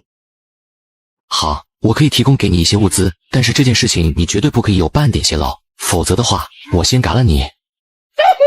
你放心，我也不蠢。这件事情天知地知，你知我知，大家合作愉快。全球冰封末日求生，世界顶级黑客威胁13给他送物资，不送物资就向全世界曝光他搬空沃尔玛仓库100亿物资的消息。13，你的东西准备好了吗？13有些不耐烦，语气很差的说道：“你急什么急？真以为我手里物资很多呀？该死的！要不是你手里有我的把柄，我真想弄死你！”愚蠢的小子，你弄死我，你也活不了几天。我告诉你，最好不要打我的主意。一旦我死了，不出24个小时，你的情报就会自动发送到全世界每个人的手机上。算你狠，你等我一阵子，我会给你送过去的。13按照陆丰达的要求，把需要准备的物资放进一个帆布包里面送到了他门口，而13躲在了附近的树上，等他出来随时拿起 98K 干掉他。做好了一切准备以后，13掏出手机给陆丰达发了条消息。东西已经放到你的门口了，你出来取吧。我这就出来，你最好别打什么歪心思。13等陆丰达出来的一瞬间，就拿起 98K 对准了他的西瓜，就是一枪当场领了盒饭。打掉陆丰达后，13来到了他的房间，找到了那台可以定时发送信息的电脑，第一时间把它摧毁了。不过消息还是被发送了出去。徐春雷在手机上看到了一则新闻，通过这场沃尔玛仓库失窃案，终于明白了13的能力。我明白了，他肯定是空间系能力者，而沃尔玛仓库丢失的所有物资极有可能都在他的手里。我的能力完全被他克制，根本打不过他啊！徐春雷意识到自己与13实力的差距，心中产生了畏惧的想法。我以后绝对不能和他作对，最好是能跟他交个朋友。对了，不光是我，还得警告全村的人，以后都不要去招惹他。徐春雷为了防止村民们干傻事，徐春雷当即从自己家走出去，然后找到了徐东村的村长，也是他们徐家的族长徐东升。三爷爷，出大事了！这件事情我必须得告诉你。哦，什么大事啊？三爷爷，这个13非常厉害，他的能力也克制我，咱们千万别跟他产生矛盾啊！你是说，当初闹得沸沸扬扬的沃尔玛仓库失窃案，实际上是他干的，而且那丢失的价值100亿的物资也在他的手里？根据我的分析，这种结果是最有可能的，除非是空间系的能力者，否则根本做不到在短时间内搬空一个巨型仓库。如果可以把这些物资给我们徐东村的人来用，那得用多少年能用光啊？徐春雷听到这里，才察觉到了一丝不对劲，他心头一惊的说道：“三爷爷，可千万不敢去打他的主意啊！”春雷，你什么都好，就是胆子太小了。咱们徐东村可是有几百户人家，算上整个徐家镇的人更是有数千户，难不成你以为我们这么多人都奈何不了他一个人吗？可我能够感觉到那个人非常的危险啊！我心已决，你不用再说了，到时候你只要听我的命令行事就好。徐春雷头皮发麻，这样的结局不是他想要的。想到13的能力，他也是畏惧不已。徐春雷非常的怕死。我不会去跟那个人打的，我打不过他，我打不过他的。徐春雷，你还是不是我们徐家的人？这种时候你竟然当逃兵！我的能力也被他给克制了，所以我去不去也没有关系。三爷爷，我不想死。没用的东西，我们徐家那么多人才，少你一个人也能办得成事，给我滚！他当即把徐家几个分支的话事人喊了过来，将这个好消息告知了他们。大家伙一听附近还有这么大一个人，都兴奋的脸上像是开了花。原来那个小子叫13呢，就是他嘎了我儿子，我早就想找他报仇了，这一回我们新仇旧恨一起算。如果他手里真的有那么多物资，足够我们徐家人用上几十年都不成问题。大家伙迫不及待的就要回去，召集族人，然后前去找13借粮。村长到时候让春雷先过去，让他那个龙卷风冲一下，普通的房门玻璃根本挡不住，咱们有春雷这个重要战力在，可就有大作用了。这一回春雷他就不去了。什么？春雷不去？这不太好吧？他一个人能顶得上100来个人的作用，他要是不去的话，别的不讲，那13手中有枪，得打死我们不少人啊！三大爷，您是族长，这件事情您可不能纵容他啊！行了，都给我住嘴！春雷他是上一回跟13打的时候受了内伤，那13是个高手，内功深厚。别看春雷表面没什么事，实际上伤得很重，他得在家里疗养一段时间，所以这次行动我们就不带上他了。虽然徐东升有些看不上徐春雷的懦弱，但毕竟那是他这一脉的子孙，他总得偏袒一些。其他人虽然还有怨言，可是族长的面子不得不给。再想到全族几百号男丁在，对付一个区13肯定不是问题，大家也就不再多说什么。徐东升的目光变得严肃起来。家里边藏着的猎枪、突火药全部拿上，对方毕竟也是个异人，咱们千万不可大意，要以最低的伤亡来打赢这场仗。第二天，全村几百号男丁都拿着武器在村口的广场上集合，密密麻麻一群人。大家平日里并不会缺少食物，所以精神头都非常饱满，准备一举拿下13。全球冰封末日求生，一个村子上千号人盯上了我异空间的物资，准备强攻一举拿下我。可他们不知道我提前在庇护所周围埋下了大量的陷阱。很快的，前面探路的人就中招了，脚底下踩着一块木板，而木板上面全都是密密麻麻的锋利钢钉。我操！卑鄙小人，既然在雪地里放了陷阱，快去通知其他人，路上小心一些，地上有钉板，别再中招了。这支队伍的领头当即让人通知所有人。徐东升坐镇后方负责指挥，听到这个消息之后，当即下达命令：小心行事，那个男人已经有准备了。不过这种小儿科的陷阱可难不倒咱们，让大家缓慢推进，用棍子先探路，把那些陷阱给清理掉。不过这一切都被13看在眼睛里面。真以为自己很聪明是吗？第二波陷阱也该发动了。就在这个时候，一个人手中的棍子感觉到一股之掌的阻力，似乎碰到了绳子，埋藏在雪中的钢丝被触发了，剧烈的爆炸声响起，当场一群人领了盒饭，而且这边的动静也让其他队伍的人心神不宁。又有一个人不小心触发了手雷陷阱，当场又被炸死10几个。有炸弹啊，不能再往前走了。村长，把春雷喊过来吧，这还有100多米的距离，不知道雪下面有多少陷阱，必须得叫春雷过来才行。徐东升的表情有些难看。当初徐春雷求他不要进攻13的庇护所，他痛骂徐春雷懦弱，而且放下狠话，不需要他徐春雷，徐东村照样可以拿下这座庇护所。可是现在第一波进攻就让村民们不知所措。庇护所的2楼，13手中抱着大狙，也在默默地等待着。那个异人怎么还不出手？快点过来吧，我好嘎掉你。徐东升这边面对村民们给他施加的压力，他的老脸也挂不住。此时让他去求徐春雷，他咬了咬牙，实在是做不到。徐东升呵斥道：哈什么？没有春雷在，咱们就什么都干不了了吗？这小子也忒歹毒了一些，竟然在房子周围布置了如此多的陷阱。大家伙不要着急，咱们一步步前进，把所有陷阱都给他拆掉。他人就在这里，跑得了和尚跑不了庙，哈得干甚？可是雪地里面都是陷阱，还有炸弹，咱们怎么破这个局？这时候有人还是提出了谨慎的质疑：还是喊春雷过来吧，靠他的本领，只需要稍微出手，就可以把这片雪地清理得干干净净，什么陷阱都能暴露出来。周围的村民对他的想法十分赞同。徐东升的脸色慢慢变得很难看。作为徐家的大辈，地村之长和一族之长，他非常顾及自己的颜面，让他低头去请徐春雷过来，绝无可能。哼，都是一群没出息的东西。看来咱们村除了春雷，其他人都是孬种，胆小怕事的软骨头。谁要是害怕的话，就滚回去好了，省得丢我们徐家的脸。徐东升这一番怒骂，顿时让面前的徐家汉子们又羞愧又愤怒。三爷爷，我们不是孬种，有什么好怕的？我这就去把那个13抓起来，让你们瞧瞧。村子里的年轻男人们热血上冲，拿起工具就扭过头去清除陷阱。徐东升看到这一幕，才满意的点了点头。这就对了嘛，其实没有什么好怕的，只要小心一些，这种小儿科的陷阱根本啥也不是。庇护所2楼，13亲眼看着他们的一切举动，心中也是暗自留意。凡人的智慧果然是强大的，这种方法可以让大部分区域的陷阱都失效。不过高科技的装备就不是这种小儿科的手段能克服的了。徐东村的村民们陆续前进，通过扔石头铺路的方法，让他们又清除了一部分的陷阱，甚至连手雷陷阱都被引爆了4、5处，这让他们信心倍增。徐东升的脸上露出得意的笑容。好，就这么继续往前进，猎枪队的人跟上，13是肯定已经发现咱们了，如果他敢开枪，马上就还击。放心好了，只要他敢露头，我一准把他的西瓜打一个窟窿。2楼庇护所，暗中的13如同一个老猎人，在等待着猎物进入他的陷阱当中。人群靠近庇护所不到50米，然后他果断地按下了手中的电子按钮，引爆了定时炸弹。这一炸，几十号人当场领了盒饭。这种地雷要是更多一些就好了，这样就能把这些人全都给炸死，省得让他们受罪。而还活着的人也被这一声剧烈的爆炸吓傻了。一个精神失常的年轻人跑过来，对徐东升说道：三爷爷，他们全都死了，都死了。